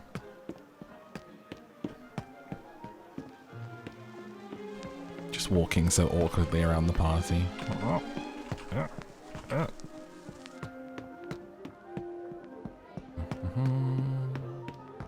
Where's her room? Any secrets? The door to Margit's is closed. Surprise! Oh my! Oh, it's just you, Gerda. Come on over. Nearly done here. What are all these papers? Oh, these papers. They're just some accounts I need to look over for Father. Nothing interesting. But enough about that. Goodness, am I glad to see your face. There are so many people out there. Danes, Germans, Nazis, smugglers. I feel as though half of them are ready to thrust a knife into the other half. Aren't you excited to see Wolfgang? Of course, but Wolfie has to make the rounds tonight. Wolfie, ugh. A social event is an obligation when you're an officer. I must admit, events like these always make me a bit nervous. So much pressure to make a good impression. You always make a good impression. Of course you would say that. You're my oldest friend. But I still appreciate it. And an aspiring writer does need her material. I'll be out shortly. At least people seem to be enjoying themselves. You should join them. In a bit. I need to get myself together. Have you had any luck speaking with Father yet? No, he seemed wrapped up in conversation with that Gestapo officer. Father's been keeping unusual company lately. I worry he's up to more than usual. Mingle until dinner. You might be able to gain more information about what he's doing. Time until the dinners. Jewellery box. It's as though someone's been rummaging through the contents. Picking out jewellery for the banquet? Oh, that. Not quite. I'm afraid one of the maids might have taken something. A ring. A necklace. Can't find them anywhere. A ring. Stahl mentioned someone leaving a ring with him. Wait, what? Stahl mentioned someone leaving a ring? I don't remember what that was. It was like a, someone who's a spy for him, I think, as like a sign of good faith or something. Could anyone else have taken them? I don't think so. No one else really comes in here. Except Wolfgang. In any case, I'll be out shortly. Go mingle.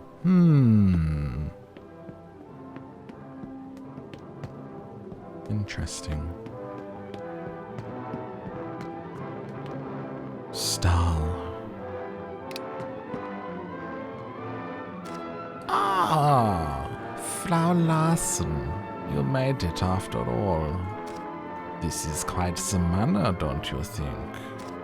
A fine example of what can be done when a person chooses to cooperate with the ruling power rather than Well, you understand. Why, we just approved Vestergaard's purchase of some foreclosed farmland north of town. Quite the collection he's building up. Land grab. Okay, a bit of what's going on.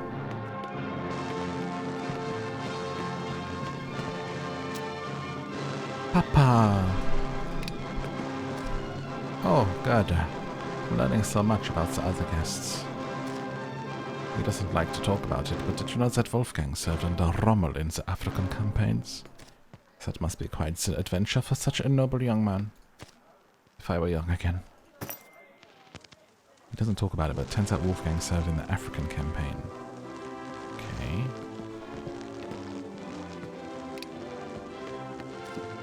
Good lord. Half the people at this party are insufferable. I'm gonna need a drink. Or two. Care to join? I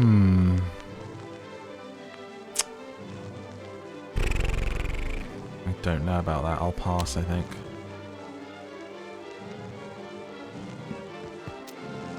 Reinhardt, hands are shaking. Seems impatient, or is it something else?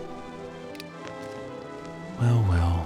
If it isn't the nurse. Here to help, eh? Meet me in the smoking room after dinner. Might need your help brokering a deal. Not this again.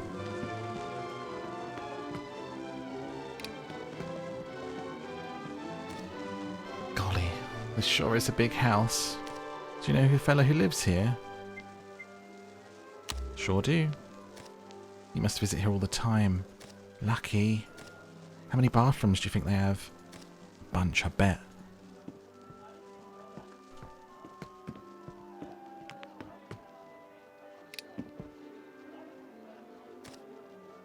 Do you know how much stuff Torben and I had to sneak past the inspectors for this party?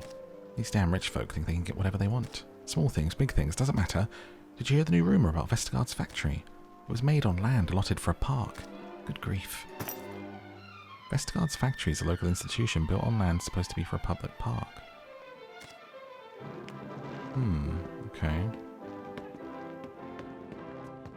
Who else to talk to? Who else to talk? Skip the middle and see what's happening in here.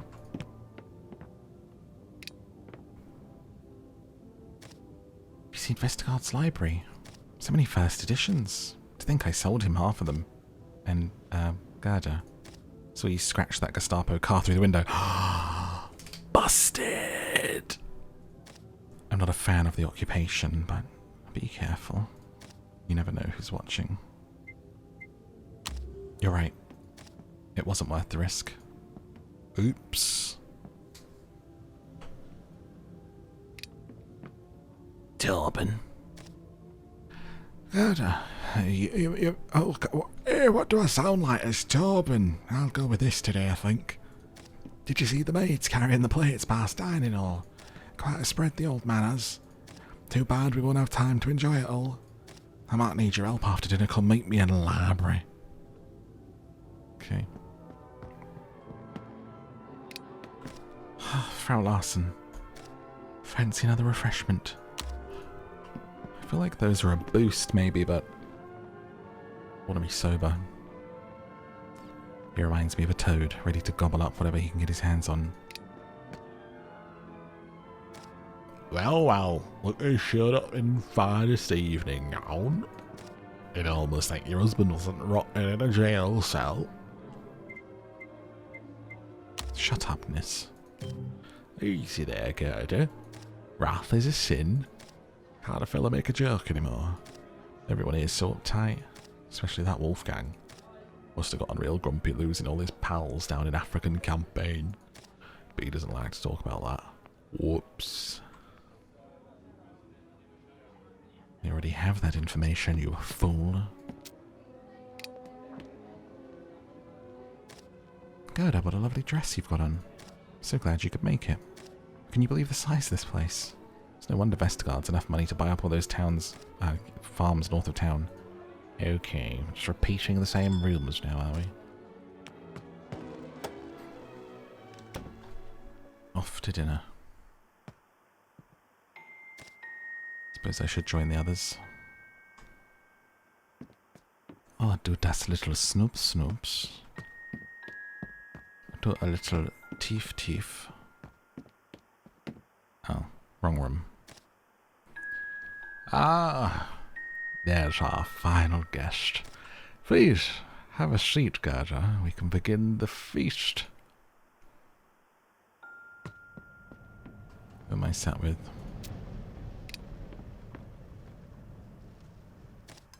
I'm glad you could all join me this evening. It's vital we Danes and Germans can come together to celebrate our shared values and history. Both those of us native to this region and our esteemed visitors from abroad. Through cooperation we grow stronger. Through adherence we grow more secure. And through industry we shall grow more prosperous. Let us drink to our coming good fortune. Raise a glass to our friends from Germany. Here I shall have a drink. Now let us see what Vera has spent all day cooking for us.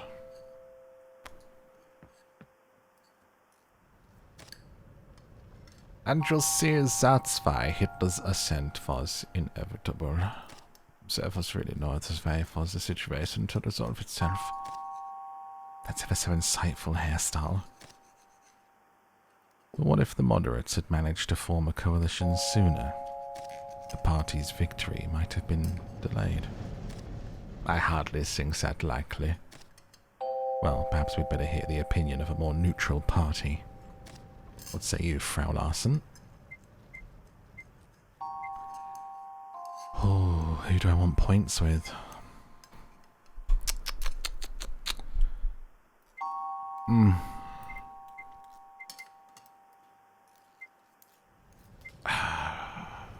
Let's get a Wolfgang point. Could have turned out quite differently. Is that so? What do you base this conclusion on? Now, Herstall, the young lady has a point.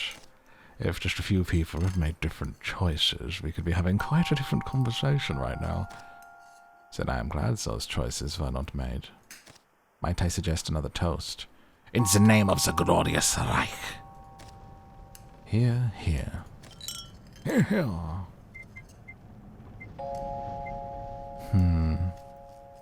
Don't drink. Not thirsty all of a sudden, Frau Larsen. Speaking of the Reich, how are the recent military campaigns going? Well, the spring will see our armies better mobilized. Didn't you serve in Africa, Wolfgang? How was that? Africa. Yes, Africa was difficult. I lost many comrades, many friends. Oh, darling. We fought well, gave our opponents bullets to remember us by. It's quite a blow to hear of Field Marshal Rommel's passing in the fall. He carried us through a difficult time.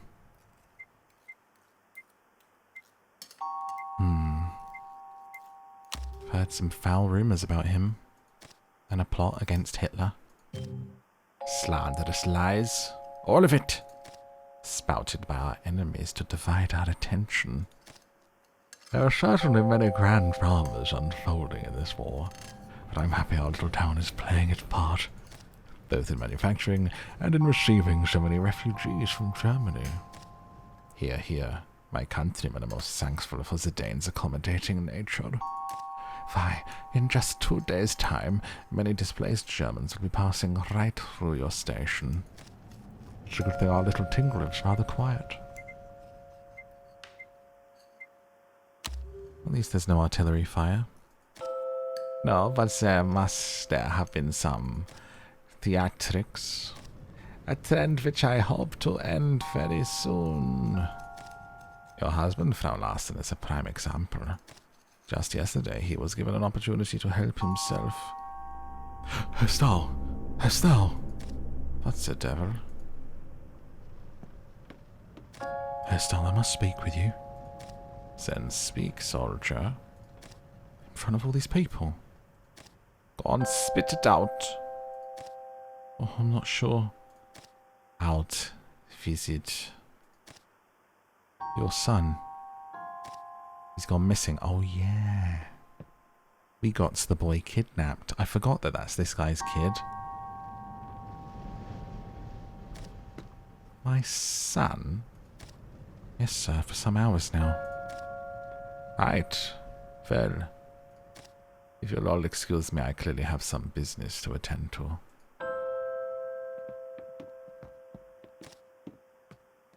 Well, that was unexpected.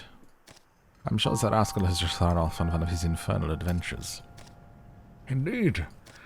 Another drink to ease the tension. Trying to get me drunk here. And what about you, gentlemen? Herr Vestergaard has informed me that you are businessmen from the north. Surely you have found German's productivity beneficial to Denmark as well. Yeah, our business has done quite well in recent times. Quite well indeed. This dinner is taking forever. I need to speak with Vestergaard. Perhaps it's time for a digestive. So eager to have the dinner over already. Very well, I suppose we've been sitting long enough. Though in truth I must attend to some business in my office. Please, all of you, feel free to mingle. Okay. Vestergaard disappeared before I had a chance to speak with him. I need to go to his office. The dinner dragged on for far too long. Stahl was whisked away.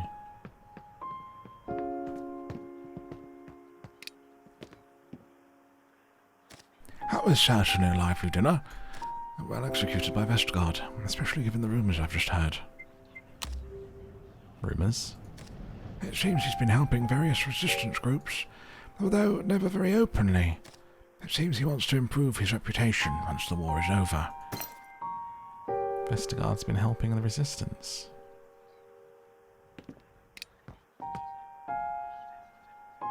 Oh, Gerda. Nice to be at an event with dignified people. It's a shame Stahl had to leave early. I do wish Mr. Vestergaard hadn't filled out the rest of the guest list with so much rabble. Have you seen that midder floating around, drinking up all the booze? I like how if you're drunk, you can only say a woman after my own heart. Or at least it's quality wine, but because I'm sober I can say, can't say I've noticed, or she's having a good time. It's no wonder she has to water down her own stock. Probably drinks half the product herself. Well, well, well. Got any gossip for me, maid? Wasn't I supposed to meet Reinhardt after dinner? Boy, little boy. Hello. Let's go to the library. A child won't have any gossip. Psst. Gerda! Glad you're here. I need to talk to you about something. Lever sent me to retrieve documents for resistance. Whoever our secret informant is must have dropped him off by now. Documents supposed to be somewhere in this room. In the library? Christ, keep your voice down, Gerda. Can't exactly rummage through these books with those two here. It's one thing, but your dad ain't exactly a rebel. Get him out of here, please. I think Reinhardt bastard's been looking for you too.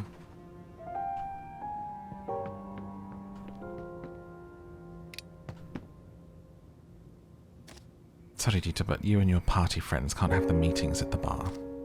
Your inn should be honored to host such patriots. What reason could you possibly have to deny a meeting of the local volunteer guard? The bar's too small, for starters. Can you take this conversation elsewhere? Ah, Malston, perhaps you could convince Midda to let my guard volunteers use her inn. Don't count on it, old-timer. Go on, you two, buzz off. For the last time, the inn can't host your meetings. Something to draw their attention.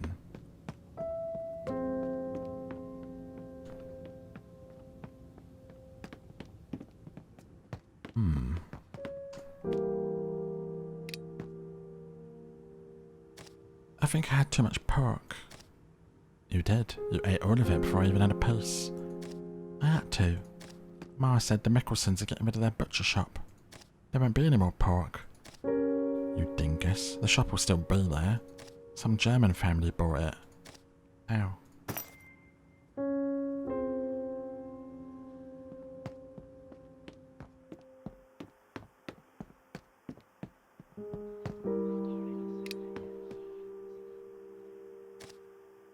Lady, how come none of the adults want to give me any beer? You're a little young to drink. My papa's been drinking since he was a kid like me. Still does. Just not at Miss Midget Crow's anymore. Says brought us down to beer. And he'd know. Papa's an expert drinker.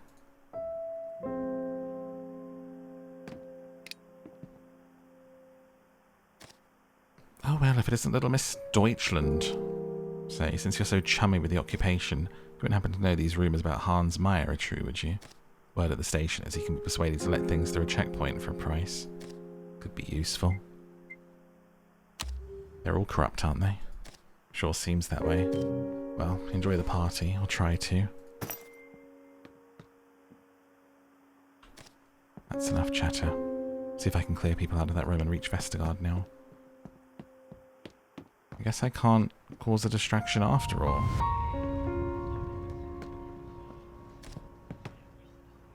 There you are.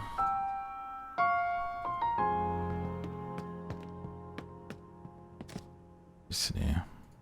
Me and these fine Danish fellows that are looking to have a chat. Only the room's a bit crowded for comfort, if you catch my meaning.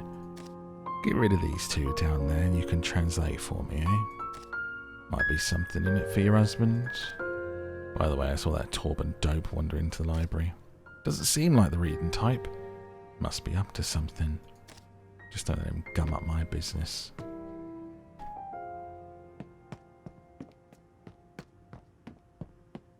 I wonder if I still can get them out. The party has gotten bigger and bigger. We can't keep meeting at our homes. Well then, have your German friends find you a place. Please tell me you have a new topic of conversation, Gerda. Yes. I do, but it's about your inn. There's a rumour going around you water down the beer. And what piddly little gossip is throwing that idea around? My cousin Charlotte. Her? She's never even had a drink at my place. I'll go straighten her out. Now, she's my niece. Got easy on her. Thanks for the tip-off. I can't let her besmirch a fine Danish institution like this. Finally! Thanks, Gerda. Now I can search these bookshelves for message. Just make sure no one pops in. Found it! Hurry up and read it. Alright, keep your scarf on. It's an inventory list for Vestergaard's factory. Only he's not just storing radio parts. So, what is in his factory? My God. The Germans are keeping munitions there. Ammo, guns, explosives even. Never thought he'd go that far. The old man's into some dicey business, but this... No one live shall want to do something. Then quick. The arms are being shipped south Tuesday evening. I'd better get this to the resistance. The explosives listed here are just what we've been looking for. I have a feeling they're going to be another factory job. Thanks, Gerda. Factory? I said factory. What's that? Christ, you guys need to learn some German. Let's meet tomorrow. The old man's storing German guns in his factory. I'll get them for you. Guns. German guns, yeah?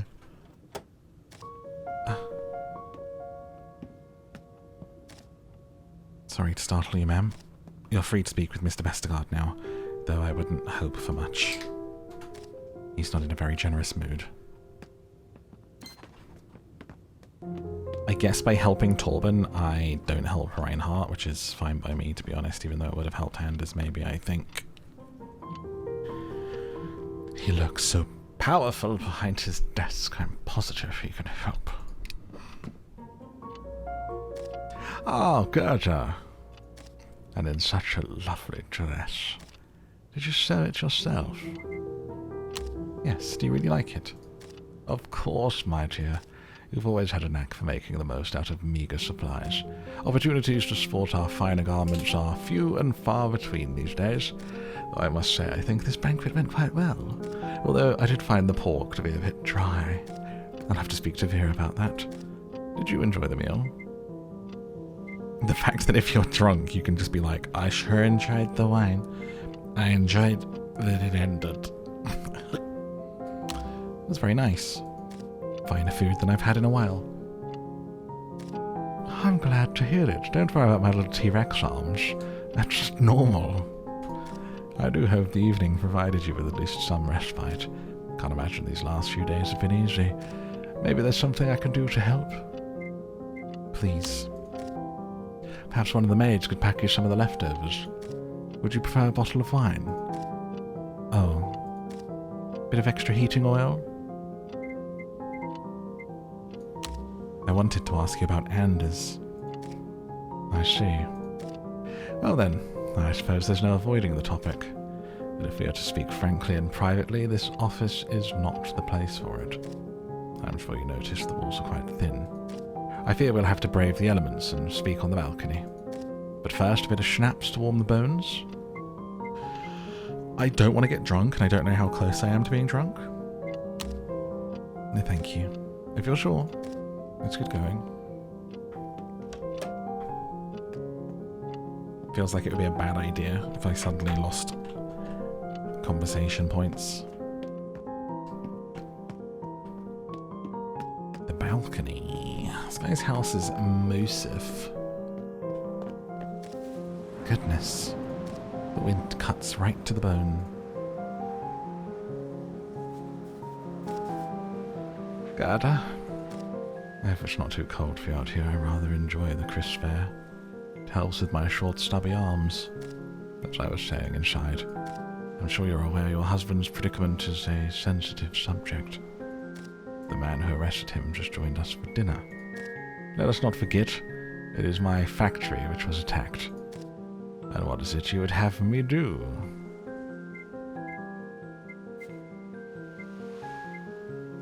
Use your influence to help Anders. My influence? That is a thing cultivated over many years in an exacting fashion. It's hardly all-encompassing. Dealing with the Germans requires a delicate touch. I cannot risk moving a finger unless I'm presented with a good reason. They are a suspicious lot. Are you scared of them? Scared? No, not scared. They are functionaries, and functionaries will bend to whatever system they serve. But I must be careful not to rile that system. I'm afraid the current anxiety of the occupation makes things difficult. My factory and my workers depend on a stable relationship with the occupation. But at what cost? At a cost I have deemed acceptable. Every transaction must be weighed against the alternative, against the opportunity cost. Nothing sordid about a bit of trade. Not even when you're storing weapons, endangering your workers by housing guns and explosives. I have spare rooms. It would be bad business not to rent them out if there's a willing customer. I don't concern myself with what my clients keep there. Business requires trust. What about your community's trust? I expect I'd lose that much faster if my factory were to shutter. People lose their jobs. We must make the most of the opportunities presented to us. Which is why you've been buying land? All those foreclosed farms north of town? What do you have in mind? Nothing in particular, but land is a sound investment. It was the bank that foreclosed the land. I'm just keeping it in Danish hands. If you're looking for intrigue, Gerda, I'm afraid you've come to the wrong place. My business may not always be popular, but I don't make a habit of putting myself at risk. Not even by building on illegal land. I hear your factory was supposed to be a park. If that came out, it might make things difficult. I'm afraid it's already too late for that. The factory's been built, the jobs are there, the taxes paid. 10 years ago, such aspersions might have been a threat, but not today. My dear Gerda, This conversation has taken on such an adversarial tone. How long have you been friends with my daughter, with my family? Since we were kids. Exactly. You know, I'm not a cruel man. Certainly business requires a bit of iron and a firm stomach. But I've not lost my humanity. Which is why you help the resistance, even if they attack you. Now there is a rumor that could cause trouble. When this war is over, I expect much of what I've done will come to light. But a premature reveal would only hinder me. And then I would be of no help to anyone, including Anders. I suspect you came here hoping to get help for your husband, but I'm afraid I must decline. You won't help. I'm not a magician. I can't just make cell bars disappear. My power does not come from open opposition, dear child. It's carefully constructed, diligently reinforced by mutual obligation. You must get others to allow you, in order for them to do your bidding. But just the same, you've brought many things to my attention, Gerda, and I must say, I admire your tenacity. You deserve something for your effort. I'm afraid I don't make a habit of filling my pocket with valuables, but here, these cigars might grease a few palms. Here, I'm actually glad to be rid of them. Can't stand this stuff. A businessman without a cigar is like a peacock without feathers. Well, we'll have to make sacrifices to get what we want. Perhaps in time, you will bend the situation to your advantage. Sorry, Gerda. This is something you'll have to manage on your own. I have my own set of problems to deal with. I even made the mistake of letting my daughter get involved with a German officer. Each of us put our own house in order first. Goodbye. Goodbye.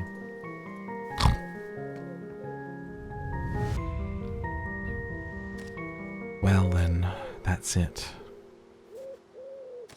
Perhaps it was foolish to expect anything of him. I can't just let them take Anders away. I hear laughter from inside. Got no choice. If I want to save him, I'll have to break him out myself. Gerda, listen to yourself. Break him out. What are you thinking? A burst of laughter. You're not capable of something like that. But I have to try. I broke into the clinic. Look how that went. It'll be different this time. It seems there are munitions at Vestergaard's factory. I know the Resistance is interested in getting their hands on them. They might even use some to break out Anders if I help with their mission. And if they won't help, Reinhardt has similar plans. Oh God, they're made from different stuff than you. Sterner. Harder. Why don't you just give up? You've done more than enough. Isn't that what Anders would have said? I can still do more. For him. For this town. My hands are going numb. I should go home. There's nothing for me here.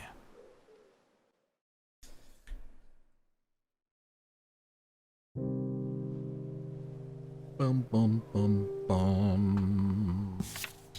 How strange it was to see such opulence after so many years of scarcity. Vestergaard had gone to great lengths to display his power and furnish the banquet with as much food and drink as the black market would allow. But his wealth fueled his power. He wasn't willing to do anything which would put that wealth at risk. I would have to save Anders on my own. What a jerk.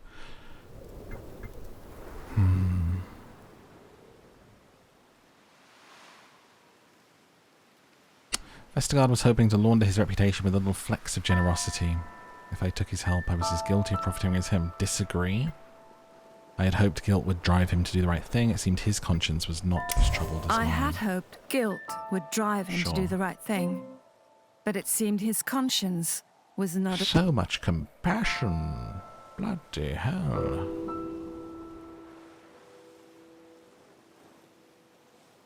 Monday, 2 a.m. February 5th. Let's get you home in time for Valentine's Day, Anders. My head is spinning, but I have to try and get some rest.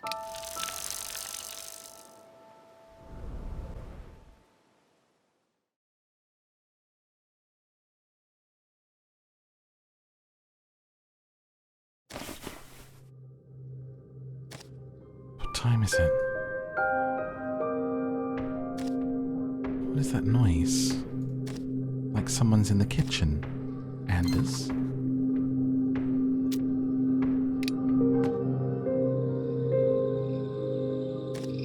What? Is this the woods by the lake? I'm having a dream.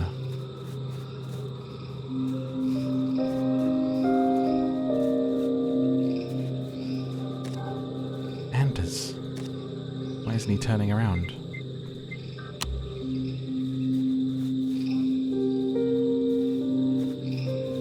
I can't see his face properly.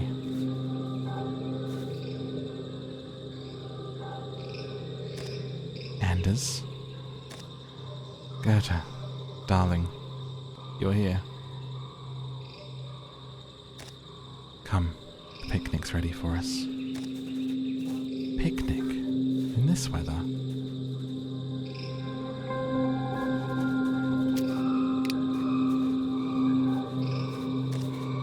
Dig in. What a wonderful spread. What was that? Sounds like it's coming from the shed. Should we see what it is? Do you really want to? We've only just sat down. Of course. You've lit candles and everything. So romantic. Listen. The blackbirds are singing. How peculiar. There it is again. How bothersome. I agree. Let's just wait till it goes away. Nothing good's on the other side. How do you know that? Best not to discuss it, dear. Tell me. You're right, we don't need it. Sod off. It stopped. Good riddance. Do you want a sandwich? Let me just... Anders, watch out for the candle. Candle wax all over my hand. Was it this dark before? I can't see a thing. Anders? Are you still there? Anders? Ah, that sound.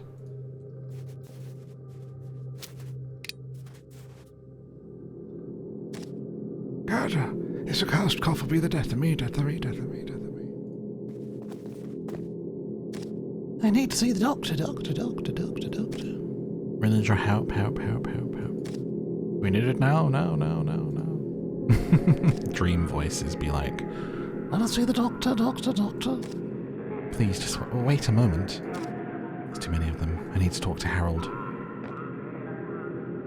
Dead Harold. Harold, Gerda, do something. Help him. I can't. We have to go. You have to hide. Open up. No. Where did he go? Anders.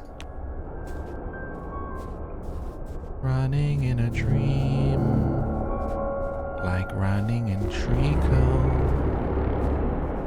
Run, Gerda, run. He's dying. He's dying. There's nothing we can do. Look what you've done. Sorry.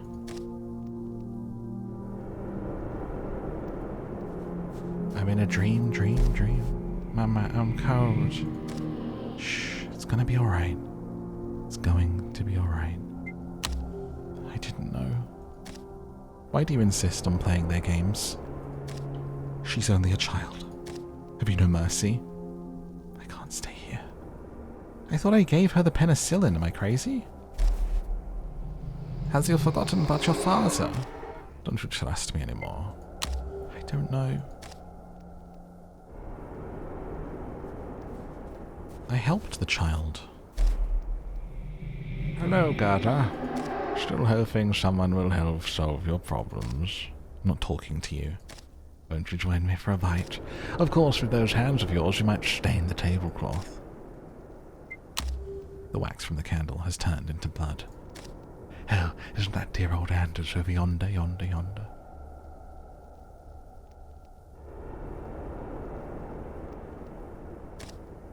seems the Gestapo finally caught up to him.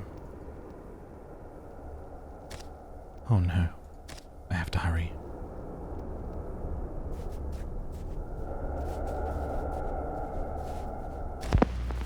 Anders. Why can't I catch up? The blood rushing in my ears. Don't shoot. Anders. I'm at home. I knew it'd be someone at the door. You ever have that when something goes into your dream? It's so weird, dude. Like, I can still remember instances of it happening, like, as a kid, because it was so weird. And I used to have this alarm clock. For anyone who remembers this cartoon called Biker Mice from Mars. When I was a kid, I had this alarm, like, model, like, of the mice from Mars, right? It was a Biker Mice from Mars alarm clock. And it used to wake me up by going, "It's time to rock and ride." And that was like a motorbike sound. "It's time to rock and ride." And it just did that over and over again. And it was really loud. And I can remember so many dreams where I would literally be like, "Little Moo's asleep under bed. This is the best dream ever. I'm enjoying the dream. I'm having a conversation with someone. Something cool is about to happen or something." And then the person would just like, would open their mouth and be like, "It's time to rock and ride." And I'd be like, "Oh, bloody hell." And then I threw that clock out. And the single worst alarm clock you can have are the ones that are literally bells that ring. I had one of those, and after 2 days I threw it in the bin. Actually, the worst sound in the world to wake up to is an actual bell. Anyway, we now return you to our previously scheduled entertainment, Gerda, A Flame in Winter. This video is brought to you by Down to Sleep, a podcast of audiobooks read by me and run by me. It's my podcast. It's not a real sponsor, but if you want to listen to me read bedtime stories, then Down to Sleep's on Spotify, YouTube, and everywhere you get podcasts. Back to the game.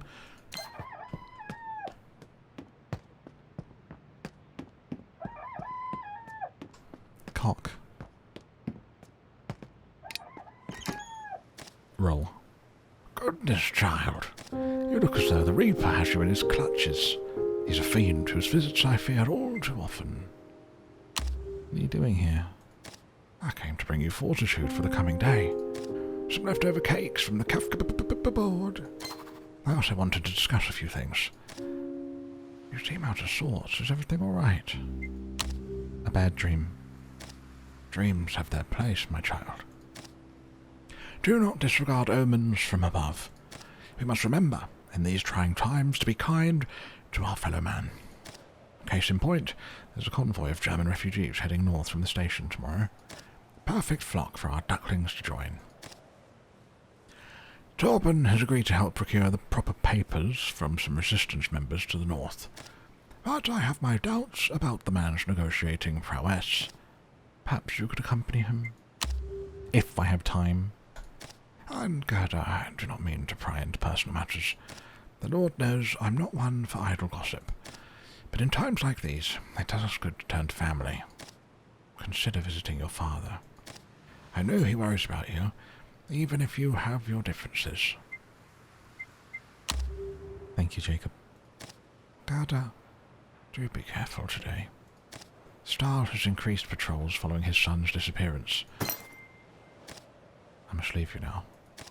For goodness sake, put on something warmer before you catch cold. We must not be careless with our health. Things certainly aren't getting any easier.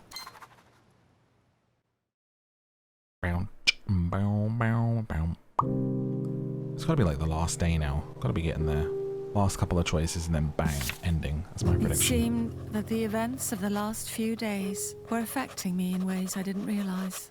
My mind was racing after the choices I'd made, turning over every decision and wondering at its effects. I could feel myself changing, doing things I'd never imagined, and consorting with people I would normally avoid. Was this the person I wanted to be?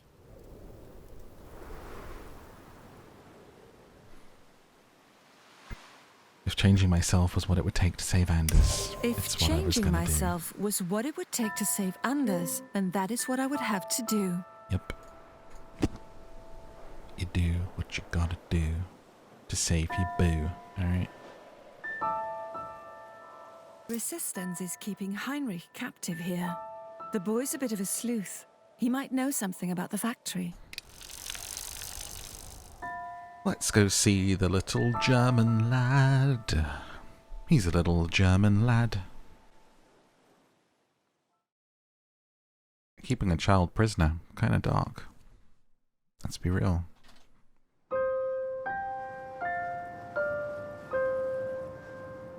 Tinglev. Tingles in my lev. I should hurry inside before anyone sees me. That boy's bound to know something. Her little shuffle.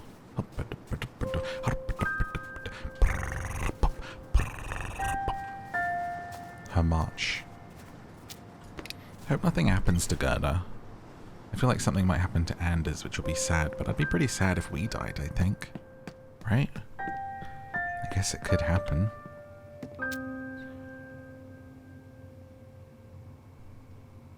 He's been using his sleeve to wipe beer foam off the counter. Good to see you, Gerda. I'm not sure if the bust has had a chance to tell you, but He looks anxious and lowers his voice to a whisper. I'll be heading north soon to pick up some papers for others. Old Jacob thought you might be interested. I'm quite interested. I told Tormin I'm interested. I promised him, did I? I mean... If you decide to join, you know where to find me.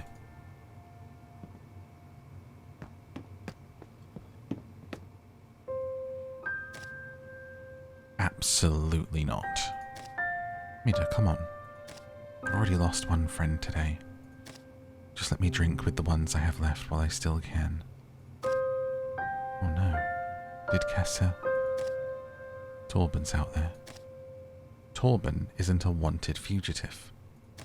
Somebody could see you. Anyone could step in from the street and report you in a heartbeat. You know how many Germans are in this town? Mida. Can't show your face out there again. I forbid it. Christ, you sound like my mother. What's going on? Oh, Gerda. Help me talk some sense into this man. Don't listen to her, Gerda. I'm just gonna hang out in the bar for a moment. Nobody will even know I'm there. I really, really need this. It's a bad idea. Listen to Mida. Oh, what do you know, Gerda? You're not the one whose friend just died. You didn't have to carry him out. Fine, I'll go. The door.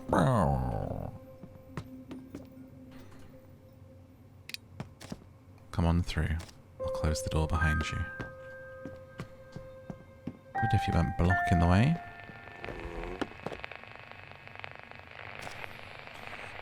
Oh, I don't know what happened, Chief. The radio just died. Oh, this is just perfect. Did you try turning it off and on? What do you take me for? Take it easy, I just wanted to make sure.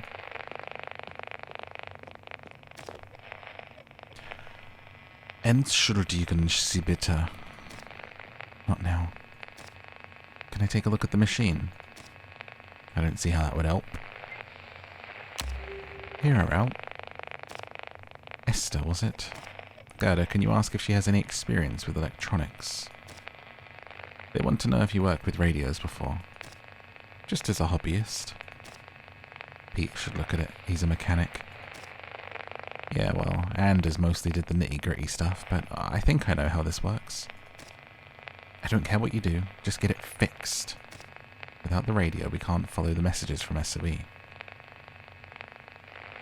Esther. She has experience. Not sure how I feel about letting strangers fumble about with our radio, but if nobody objects... I've identified the failing component. That was quick. I can fix it if we have replacement parts. Damn, I don't. Is there another way? Afraid not. I could try to resolder the broken parts, but it's risky. The radio might break beyond repair. Have you done something like this before? Once or twice. Ooh, a challenging roll. Better to wait. Ooh. YOLO. I think that was a success. There. Perfect.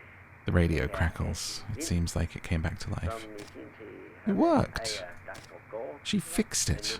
Oh, I guess a well done's appropriate then.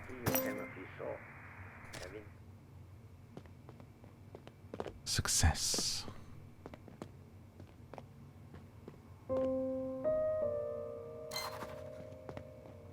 The BBC. The British Broadcasting Corporation was a valued source of information for the Danish population during the war. For the entire duration of the occupation, it never became illegal to listen to the BBC. This exemption was owed to the country's special status as a state that continued to remain sovereign. However, from the first days of the occupation, the Germans nevertheless tried their best to scramble the incoming radio signals and hinder any messages meant for the Danish population. Good old BBC there. You're a new face. Aye, name's Svend. Took me a little longer than the others to make it here. Had to give the Gestapo the slip. Well done. Turns out I'm a natural. Would you look at me? Barely joined the resistance last month and already on the run. What an adventure.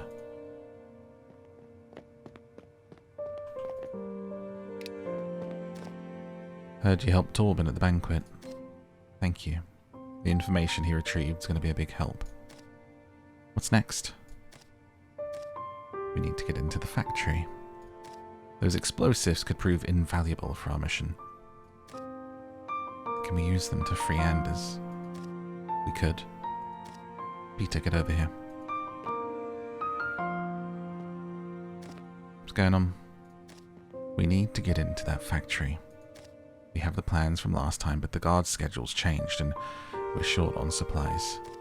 Any ideas? Heinrich's always around town. Yeah, we could interrogate the boy. Indeed. He might know something useful. We should interrogate him. Hold on. Interrogate? That's what I was thinking, Gerda. He's here, isn't he? We might as well make use of it. I'll do it. I'll take over and do it. Oh my god, I actually feel like so emotional thinking of them like interrogating a little boy.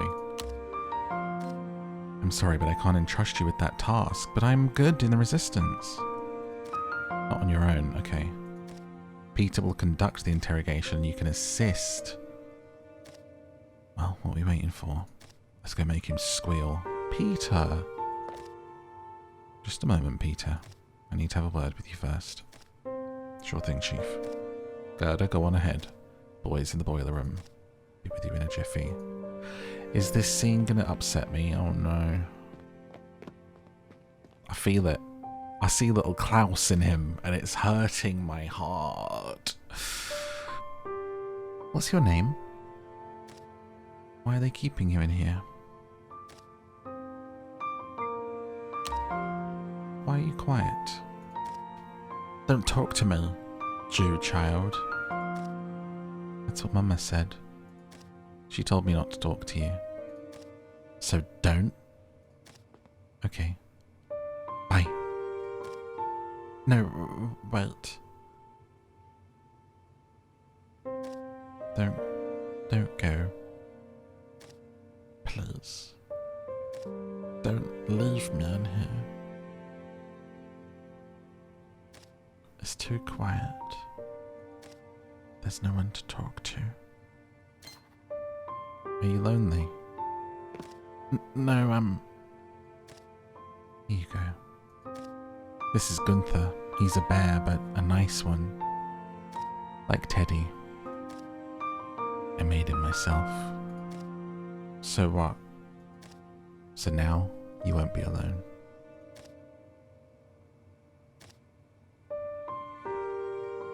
to go. Mama will be mad if she sees me in here. Bye-bye. Oof. Right in the feels. Esther's daughter gave a present to Heinrich. It seems to have made him a bit uneasy in more ways than one. Oh, hi. Hello, Sophia. Well, then up here.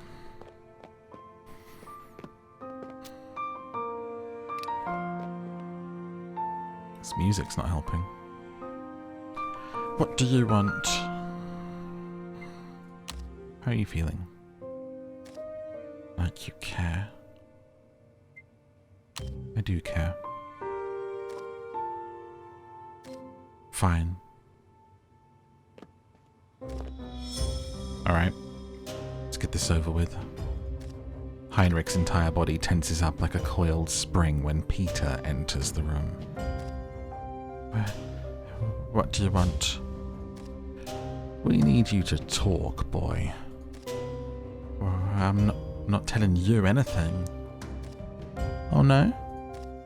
Once we're done with you, you'll be leaking information like a burst water pipe. The boy is looking over at me with a cautious glare. He doesn't need to be afraid. Not of me, at least. Tell us everything you know about Vestergaard's factory. What factory? I don't... Is there something wrong with your ears? Maybe I can fix them with a few whacks. Peter, wait. Is he bluffing? Or is he really planning to hurt the boy? What? Oh, I could tell him to lay off and... It would be an easy roll. Because of my resistance relations, my compassion and Peter's trust is down in me, but... Oh no, I can't let him hit him, can I? But maybe if he's bluffing? Nothing. Go on. Giving the boy a little fright might work to our advantage. That's not what I wanted. Well, what's it gonna be? I already told you I don't know anything. I've never even been to any stupid factory. I know that isn't true. You're a smart young lad. I know you're fond of doing your own investigating. Alright, maybe I was there. But I haven't been inside. I don't know anything. And even if I did, I'm not telling you traitors. We'll see about that. Peter pulls out a gun and aims it at Heinrich. Peter, what are you doing? Teaching the boy what it means to be a soldier at war. Put it down, dude. Peter, put down the gun. I need to talk with you. Can you come over here for a second? This clearly isn't working. What are you talking about? I've got him right where I want him. Stop interrupting me every goddamn second. Leave the room for a minute and let me try. What? I can't just leave you in here with him. Liva said... Just trust me. Fine. Now I've roughed him up a bit, maybe he'll respond. I'm gonna go and pick up some tools. When I get back, it ain't gonna be nice. Well, he'll be back soon. Please tell me what you know. Why should I?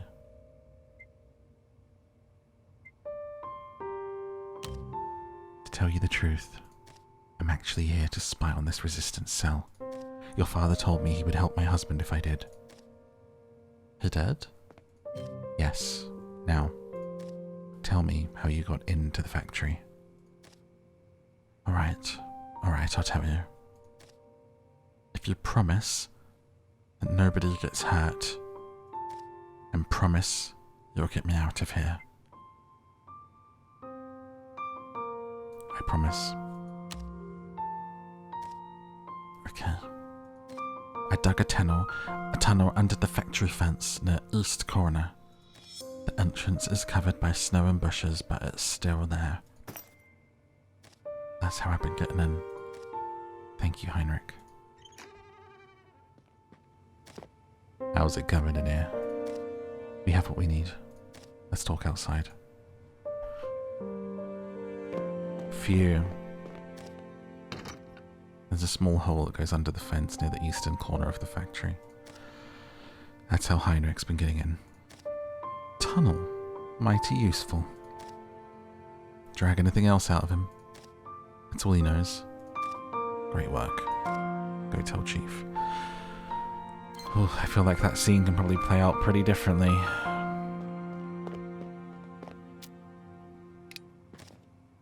Peter told me what the boy revealed.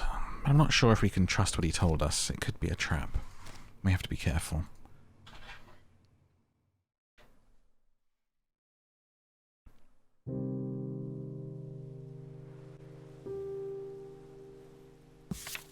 The Resistance always spoke about their righteous mission, about freeing Denmark from the tyranny of occupation. But at what cost?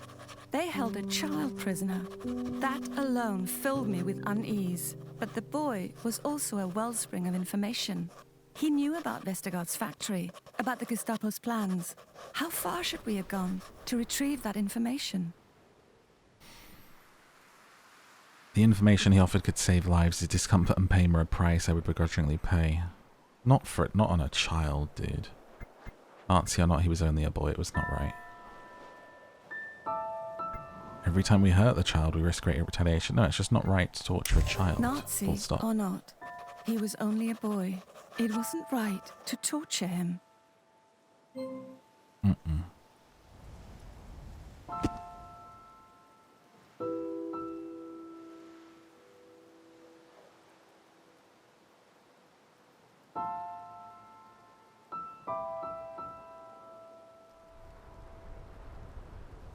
Torben is heading west to get forged papers for Esther. So we have one pick. My father is friends with some of the guards at the factory.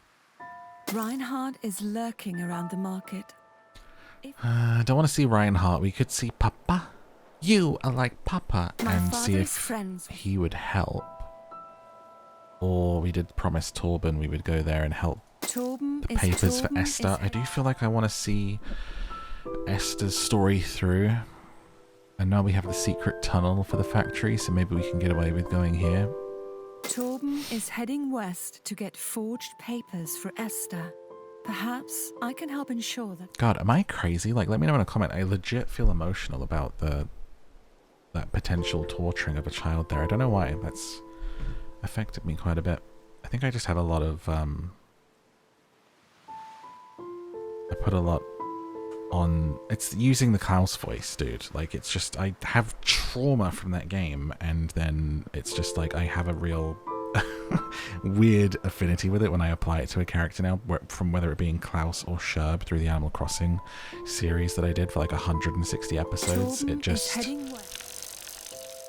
I don't know, plus the fact that it's like a child, you know, it's just hits.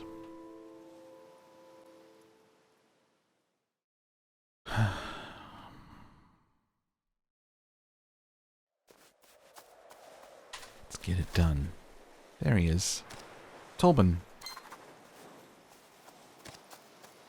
Gerda, thanks for coming. I guess you know how these things go by now. My voice changes every time we talk. I bloody know. I'm becoming an expert negotiator. Maybe I'll get to broker peace between Germany and the British. Let's start with getting Esther those papers, eh? Hop in. Where are we going?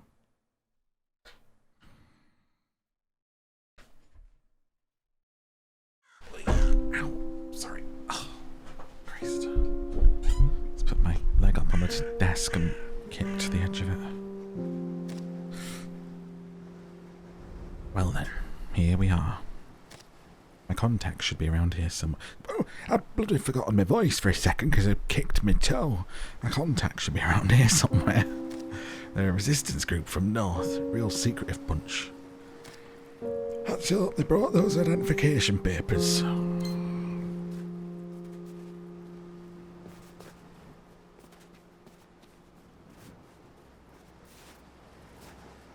Oddly transfixed by the scarecrow.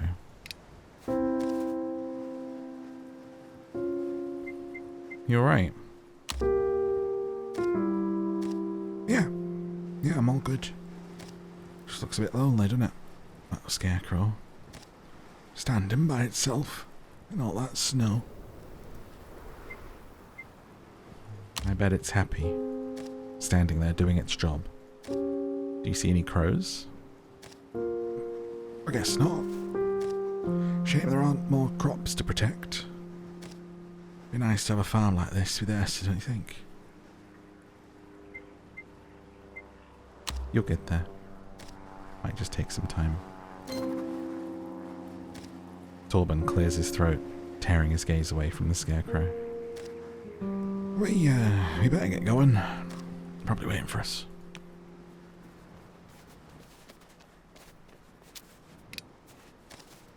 The latch is frozen solid. Torben, can you help with this gate? Big strong Torben. Hey, oh.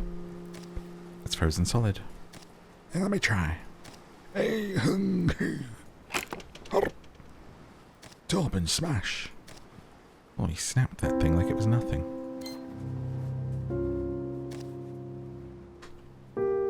Who's there? I'm the driver, guy you're meeting. Me about deal. All right, then we'll hurry up and get away from that road. Someone could see you.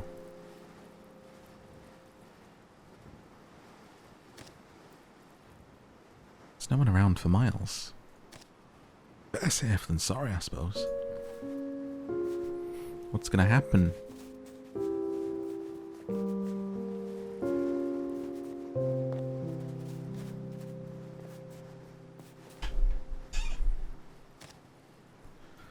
Which one are you again? I'm the one who got in touch about identification papers.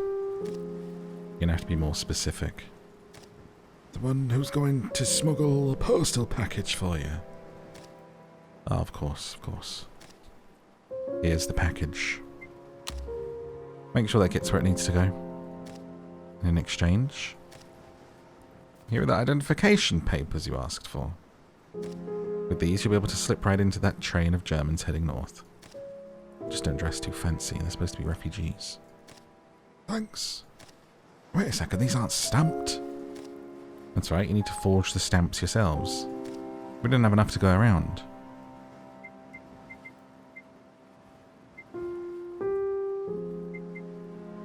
Can we get these stamped?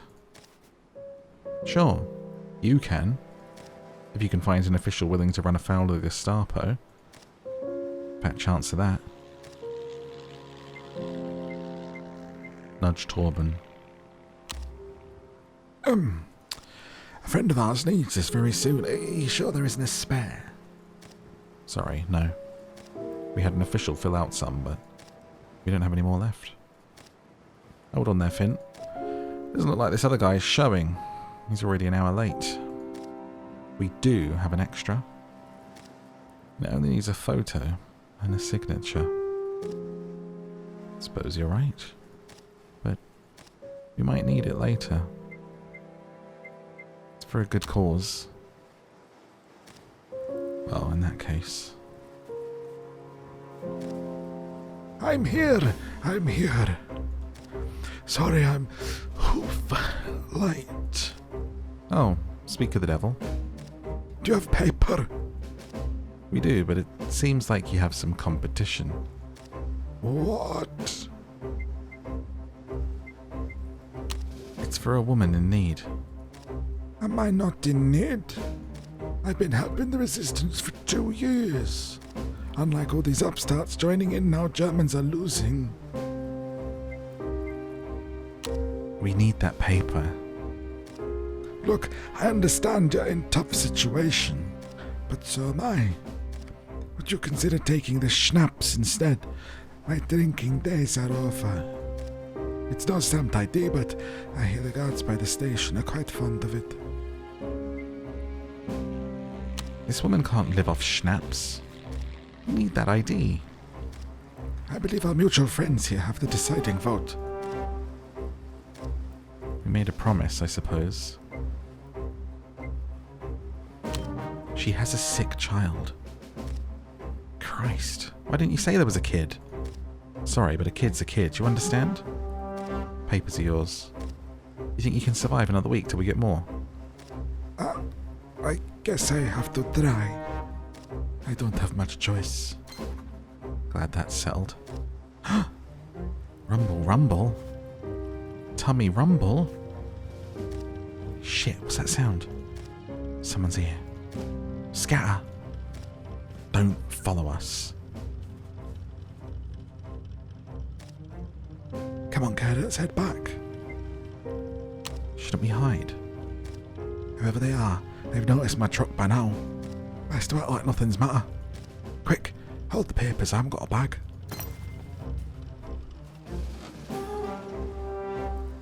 Well, you could go out, but I feel like I should hide, no?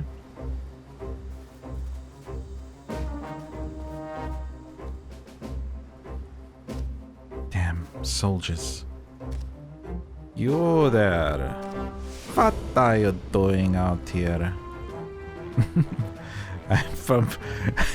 I'm from the Transylvanian regiment of the German army.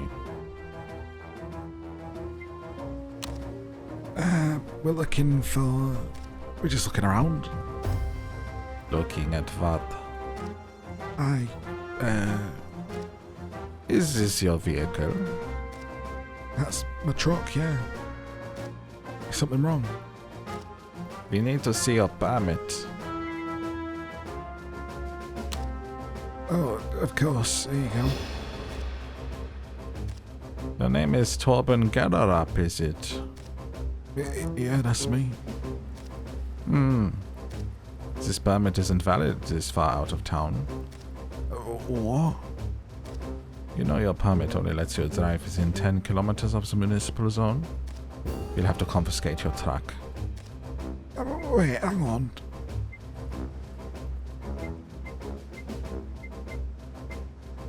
Tinglev isn't 10 kilometers away. It is the way I draw the map. How am I supposed to work? This is my livelihood. That's not our problem. You can't do this. Don't be a fool. Hand over the keys now. Torben clutching his fists so tight. His knuckles have turned completely white. Ooh, easy roll to tell Torben chill, or a hard roll to tell them that we're good citizens. Let's get him not in any trouble. I failed an easy roll. It won't help. Who cares if it won't help? Who do you think you are? I can't stand this anymore. Calm down at once. Yeah. Get back. Who? Oh. Who? Let that be a lesson to you. Don't lay your hands on soldiers of German Reich. We're bringing you in. What about the woman? Leave her. Damn. The heck? Torben was arrested. I can't believe that just happened. Guess I'll have to walk back to town. Damn. Failed an easy roll.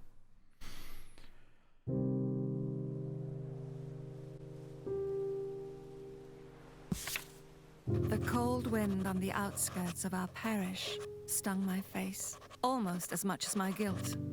If I wanted to help the people I cared about, others would suffer. There wasn't enough to go around.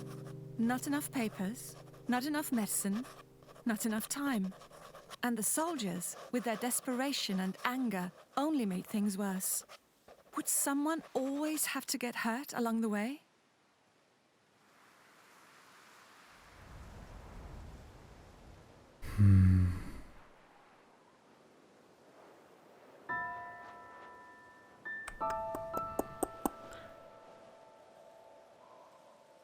It was the Nazis who were doing the hurting. I was just trying to stay out of their way. It was hardly a surprise that some invading soldiers were injured by defiant Danes.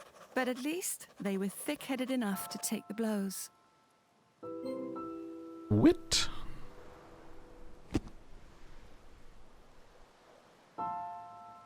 Is this going to be the nighttime mission? 10 und der PM. Is this the factory? To free Anders, I need to help either the Resistance or Reinhardt break it. Let's do it. What was that?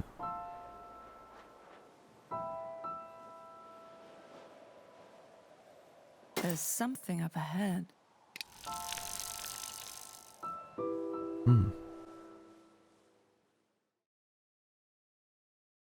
I think there's something ahead, but while there's moonlight and dancing and love and romance. It looks like a German army has set up yet another checkpoint.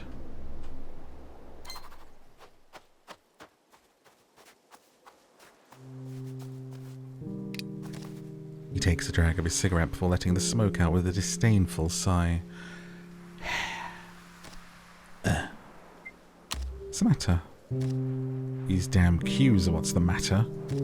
Being herded around here like goddamn farm animals. I'm sick of it.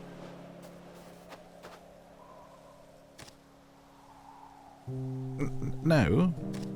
Please, you have to listen to us. What's going on? Confiscated goods. My eye is caught by an unopened box of coffee. Premium grade. But there's a guard there. Maybe I could find a way to distract him, or perhaps it's not worth the risk.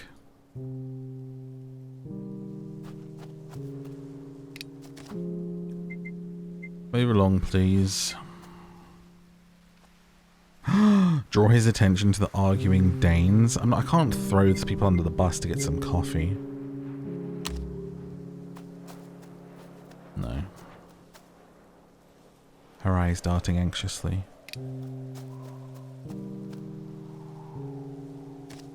You ruffians! What do you think you're doing? Shh, be quiet, please be quiet. It's Mrs. Iverson. Looks like she's in trouble. Next. Just need to bring it through the checkpoint for us. No, I can't. She can't make me. What's going on? Mrs. Larson, thank goodness. These men are trying to make me bring a gun across the checkpoint. Please, madam, you don't understand. We're trying to help free our country. Are these men members of the Resistance? I wonder if they know Liver and the others. Come on, lady, we don't have much time left. No, I won't. Just take it back. I don't want to get in trouble. Please, Mrs. Larson, do something. I'll carry it. I'm willing to take the risk. Without hesitation, I grabbed the gun and put it in my satchel. Hey, what do you think? Don't worry. If anything happens, I'll take the blame. You can trust me. Thank you, Mrs. Larson. Next. Let's meet up ahead. You, helpful stranger, you go first. Next. Papers, please. I knew he was going to say that. Here you go. My hands are shaking. I guess I'm not as confident as I thought. No one is, really. No innocent, sane person in the face of anything. Like I've said before, like whenever police have knocked on my door, if something's happened in my area, I start acting like I've done something wrong. Like you just... And I feel like they know that. Like they're probably trained that actually it's people who are too cool around them that did something. Because it's like... I'm not like worried, but it's like for whatever reason when I'm talking to police, it's like, I don't know, you know? Get nervous. Do you know anything about the soldier who was brought to the clinic? You mean the one who was wounded in that cowardly resistance attack? Being sent to hospital south of the border, but he should recover. That's a relief. I was worried after I saw the wounds. Ah, you're the nurse that treated him. Why didn't you say so? Allez in Ordnung. Ordnung. Allez. You may pass. Yeah. Let's get a gun over. We might be using it in this next event. Who even knows? Pew pew. I don't know if I've ever played a game as heartfelt as this about war. Let me know in a comment if you have other heartfelt war games. This War of Mine is definitely one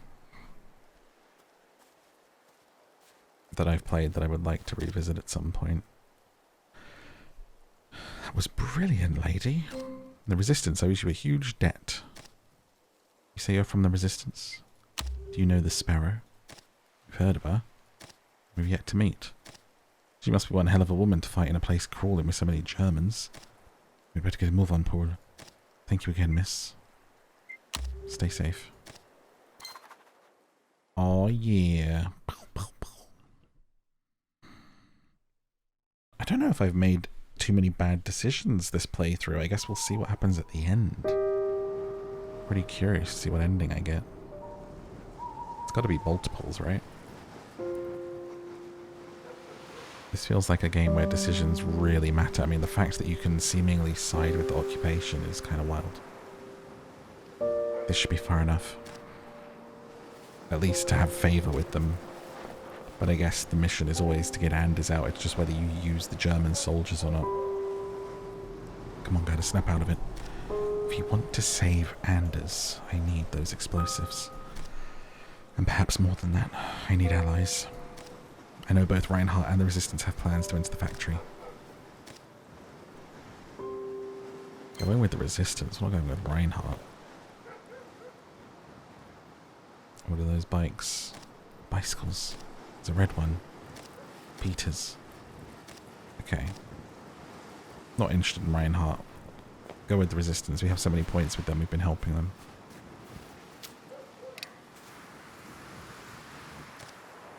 Yes.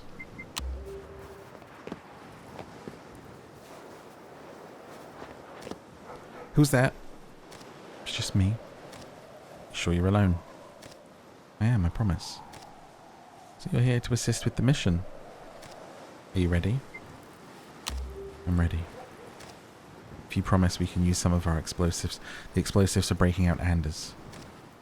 An affirming nod. Alright.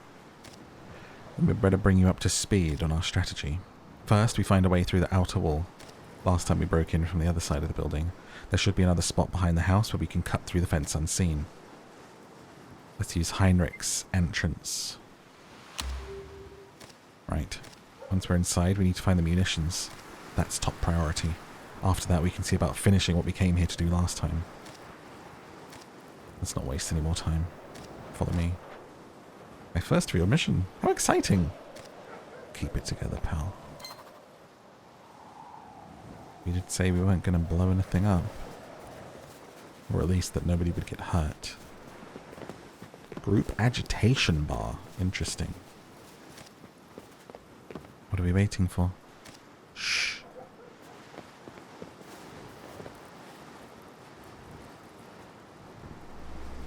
Squat.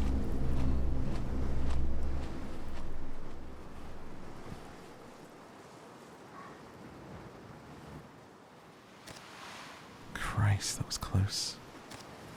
Shouldn't you get used to this by now, Peter? Shut up, you don't... He's gone, let's go. Tensions are running high tonight.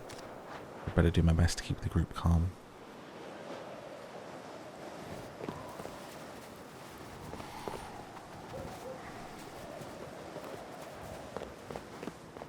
Into the hole. Look at Gerda leading the way. This must be what the boy was talking about. I think we can all fit. No time like the present. Bam. Holy crap, that was cold. At least we didn't leave a trail. Come on, let's move.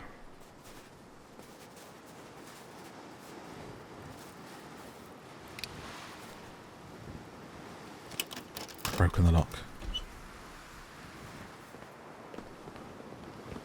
In we go. Alright, listen up. We can't stay in each room for long, but before we move on, take a look around. Aye, Chief. A collection of tools hanging on the wall. It's a hammer and a bunch of weird specialty tools.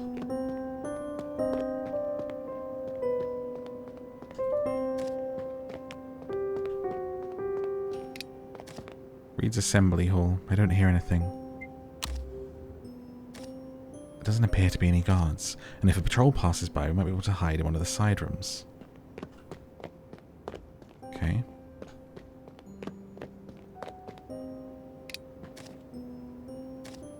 The lock looks positively ancient. Could ask Peter to break it. Peter, could we try breaking this lock? An old lock like that? No problem. Let's stay focused on our goal here without getting needlessly distracted. Fine. Machine hall. A large room filled with machines. Difficult to make out details. See the door labelled exit.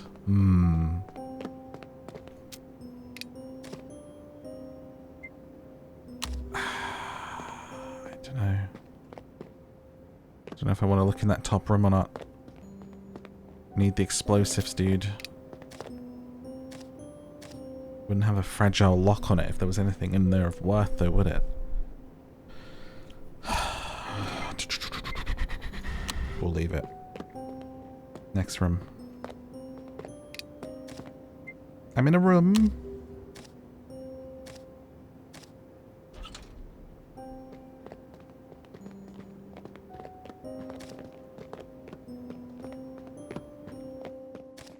Let's have a quick look around before we move on.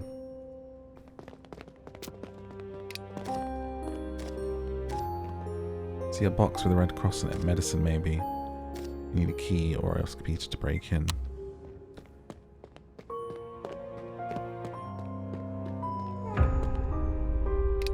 A few blankets.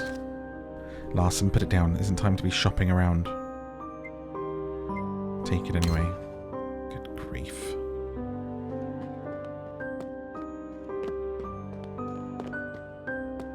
You never know who's going to need a blanket, okay? Oh, this is where it was blown up.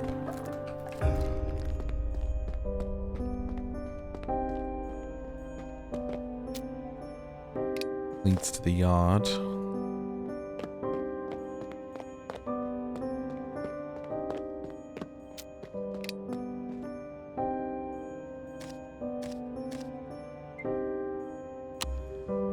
I don't know about breaking in. Let's get the medicine. That's probably really important.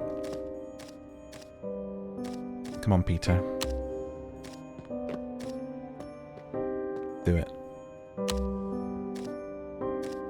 Hurry up and try and be quiet. Okay, so halfway with agitation, but medicine is, like, it's got to be so important. Might save somebody's life. And now I'll be good and I'll stick to the mission. Some old text saying, testing room haphazardly scratched out. In newer text it says guard break room, and a radio is playing on the other side. We can make out one guard with his back turned to us. The rest of the room appears to be devoid of other soldiers.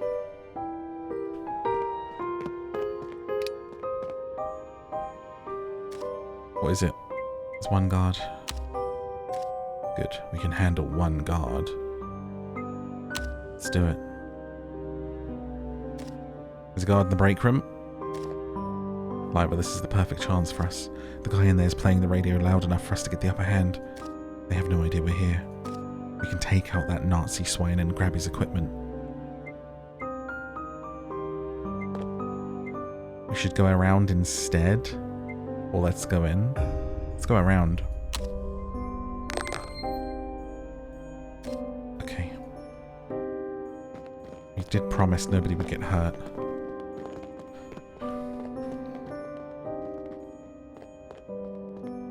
Oh, well, there we go.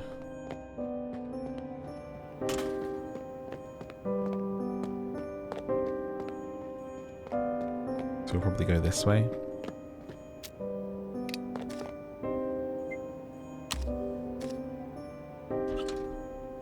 Oh, let's hope I made the right decision.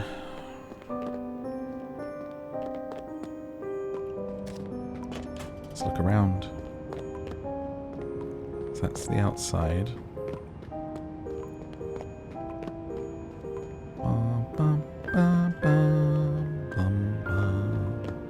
Don't see anything in here. Big pile of boxes carefully labelled. Something valuable is in there. Don't really want to agitate the group much more.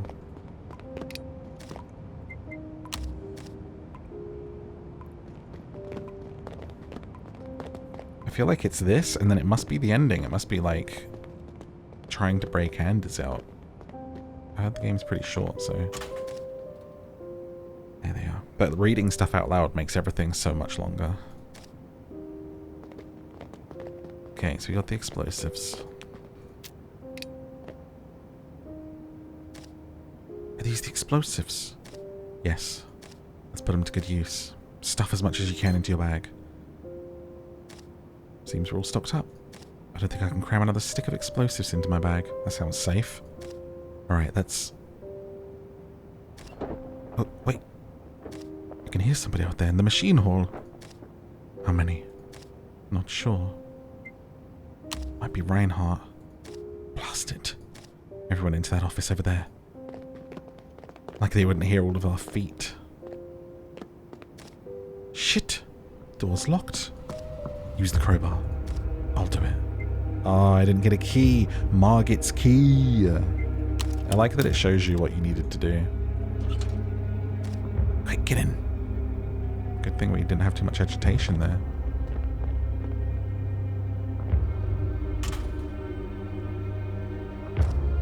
What on earth happened in here? Looks like someone got here before we did. Not that it matters. We need to find a way out. Peter, guard the door. Sven, go see if the guard room is empty. And you, Larson, find something we can block this door with.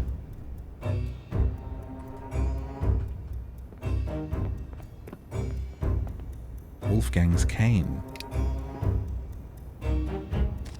This cane might be useful for blocking the door. As I grab the cane, my eyes cannot help but roam over the documents scattered across the desk. It'll take ages to reorganize this. Wait. This paper has Anders' name listed on it. Due to increased sabotage of Danish railroad lines, prisoners bound for Nungammer concentration camp kept in wagon next to locomotive. We may thus discourage the saboteurs from attacking the supplies that our people to the south so desperately need. The prisoners will be transferred on the evening train on Tuesday, tomorrow. They can't, not already. No, we have to stop it. What's the matter? It's Anders. Those bastards are sending him to a concentration camp tomorrow. What is this Mr. Vestergaard's doing? Libba's eyes suddenly narrow. She picks up one of the papers lying on the desk. That capitalist pig. Who? Mr. Vestergaard. This is a report from the subsidiary factory in Germany. It's run through the use of concentration camp labor. We'll deal with it when we're out of here. What are you two standing there reading papers for? Hurry up and hand me that cane.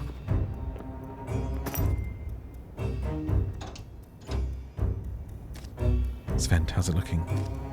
Nobody in there. We can leave. Oh, we're cutting it close.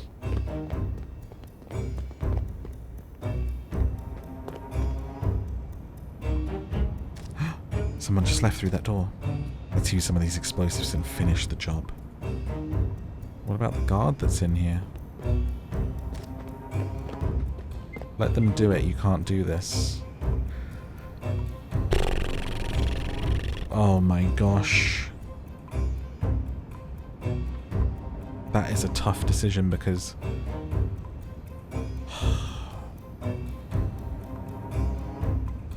it's blowing up the factory. But this factory isn't making anything for the war, but it is storing stuff, but...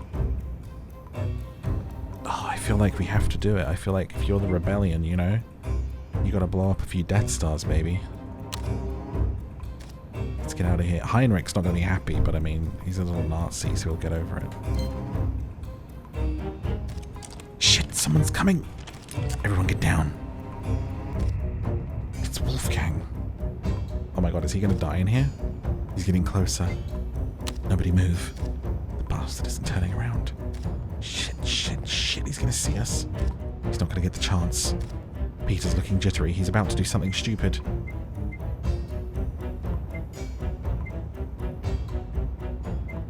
He'll leave, trust me.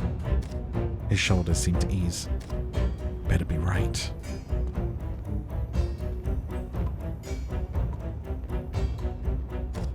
Bloody hell, that was close. I mean, he's about to get blown up, isn't he? Let's get out of here. Saved his life for all of 2 minutes. Ba-boom.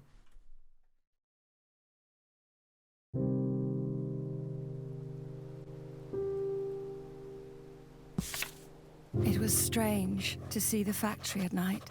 So quiet and with a fresh wound still marring the brickwork. It was even stranger to find so many tools of destruction in this place that had been meant to build things. The explosives were a valuable asset, one that could help liberate Anders from his captors. But they would also cause harm. How much destruction was justified to save one man?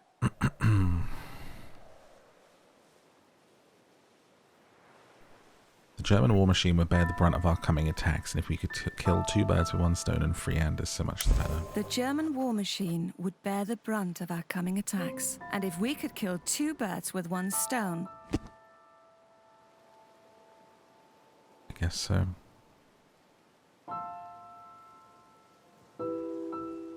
Und Monday und 11 p.m.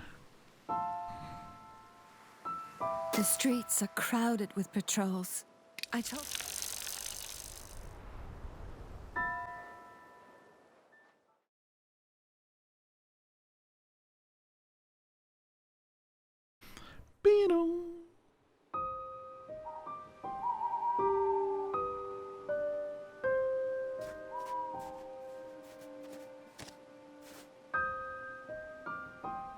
Just a little further.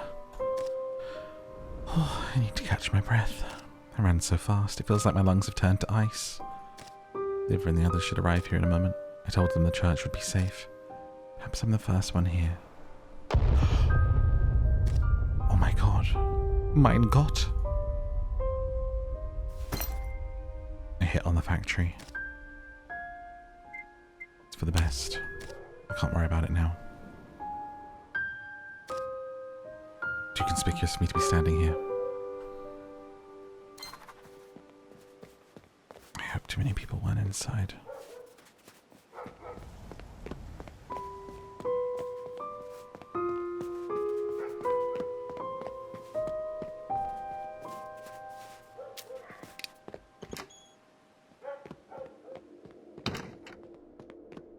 The ambience is so good, I thought a dog was barking outside then. It's so quiet in here. Doors to the bell tower have been left open. What's going on? Some of the crates have been opened. What's all this? Stacks of ration stamps, packs of cigarettes. The crates are filled with contraband. What are you doing here? Ah, Nis. What are you doing here? I had to be old damn business, that's what. Answer question. I was told the church would be open. Who told you that? The pastor. He did he? Well, he sure picked an odd time to go all praying. I could say the same of you. What exactly are you praying to back here? Crates or the chairs? The only god that's ever done anything for me. Danish krone. Well, will you look at that? Didn't even burst into flames. Now you'd best get out of here. A do-gooder like you don't want to get involved in all this. It's nothing I haven't seen before. He cocks an eyebrow at me. Well then, at least I know you won't be stupid enough to squeal about me hiding spot. Not with everything else you're tied up in. Now aren't you? Shit, someone's coming.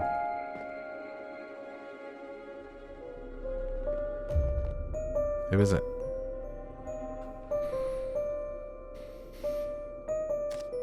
The hell is he doing here? I thought you said this place would be safe. Relax. I'm here for the same reason you are. Less attention. Fine. Gerda, come talk to me once you're done with this blowhard. Real viper, isn't she? Can't wait for her and the rest of that lot to finally leave the inn. Business is a nightmare. You have to keep going to market like damn Reinhardt fella. Do you know how much risk those fools are putting my sister at? Your sister? Of course, I might be a dodgy bastard, but my family's family. Even if she's always barking at me. Think I like it when all those soldiers come by a place, just a hair's breadth away from all my shit. Sure, she gets a cut, but when the Gestapo come a-knocking, they won't ask whose cans of contraband gasoline they are. So take the heat if something happens. You know it's not that easy with these Nazi bastards. They're shoot first, ask questions later sort of people, or incapacitate and ask a lot of unpleasant questions later sort of people. Look, just don't rat me out. I'd rather at least keep the bad stuff here instead of at the inn. Business is getting too hot now. Your friend, that German soldier, is dealing around town. What do you know about it? Harry's making delivery to that crew from Copenhagen tomorrow at market. Sounds like a recipe for even more trouble. But perhaps they'll finally leave town. They'll give me the creeps. At least that refugee and her kid are leaving tomorrow. Tomorrow? Yeah, going off to board a train, going through Nazi checkpoint. Good riddance, I see. Esther. Still carrying the papers that Torben and I got for her earlier today. I trust Nis only about as far as I can throw him, which doesn't say a lot. But I don't know if I'll have time to meet with Esther before she leaves. Will you be going back to the inn tonight? Yeah, what of it? Can you bring these papers to Esther and her daughter? What do I look like? Damn postman? Please, it's important. Fine. If it'll help me and my sister get rid of them faster, I suppose there's no harm. Better be off. Goodbye, Miss Larson. You better deliver those, bub. You'll be in big trouble. I'll find you in your sleep.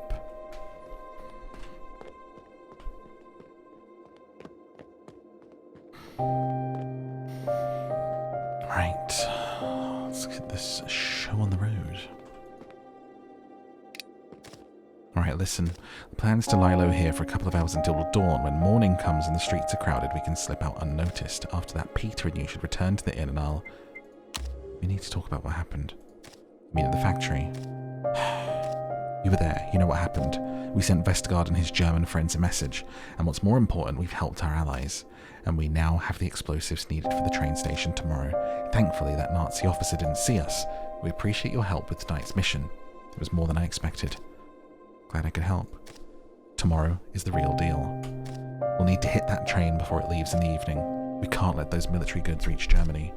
If they do, the war will only be prolonged, and more of our comrades will lose their lives. And what about Anders? It's too late for us to try and use the munitions to break him out of the Gestapo headquarters. If he's to be rescued, it'll have to happen tomorrow, at the train station. There's no time to waste. Indeed. It's now or never. We need to strike while the iron's hot. If we don't, people like Vestergaard get to escape justice. I should have known. I should have known concentration camp labor wouldn't be beneath a man like him. I'm going to make him pay. He deserves it. They all do, Gerda. They all do. Try and get some rest. I'll take first watch. Oh, resting. Let me turn my computer fans up. There we go. Who's that in the corner? Oh, it's the guy that was with us. I'm sure the people will take notice.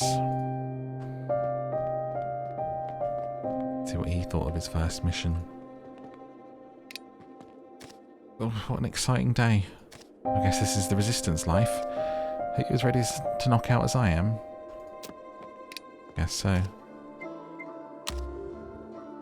Thank you for watching, and when I tell you that the next part things get crazy, I'm not overstating it. It's like a very, very emotional final part, which will be coming to the channel very, very soon. Hit the like and subscribe so you don't miss it if you haven't already, and I will see you in the next part. Thanks for watching.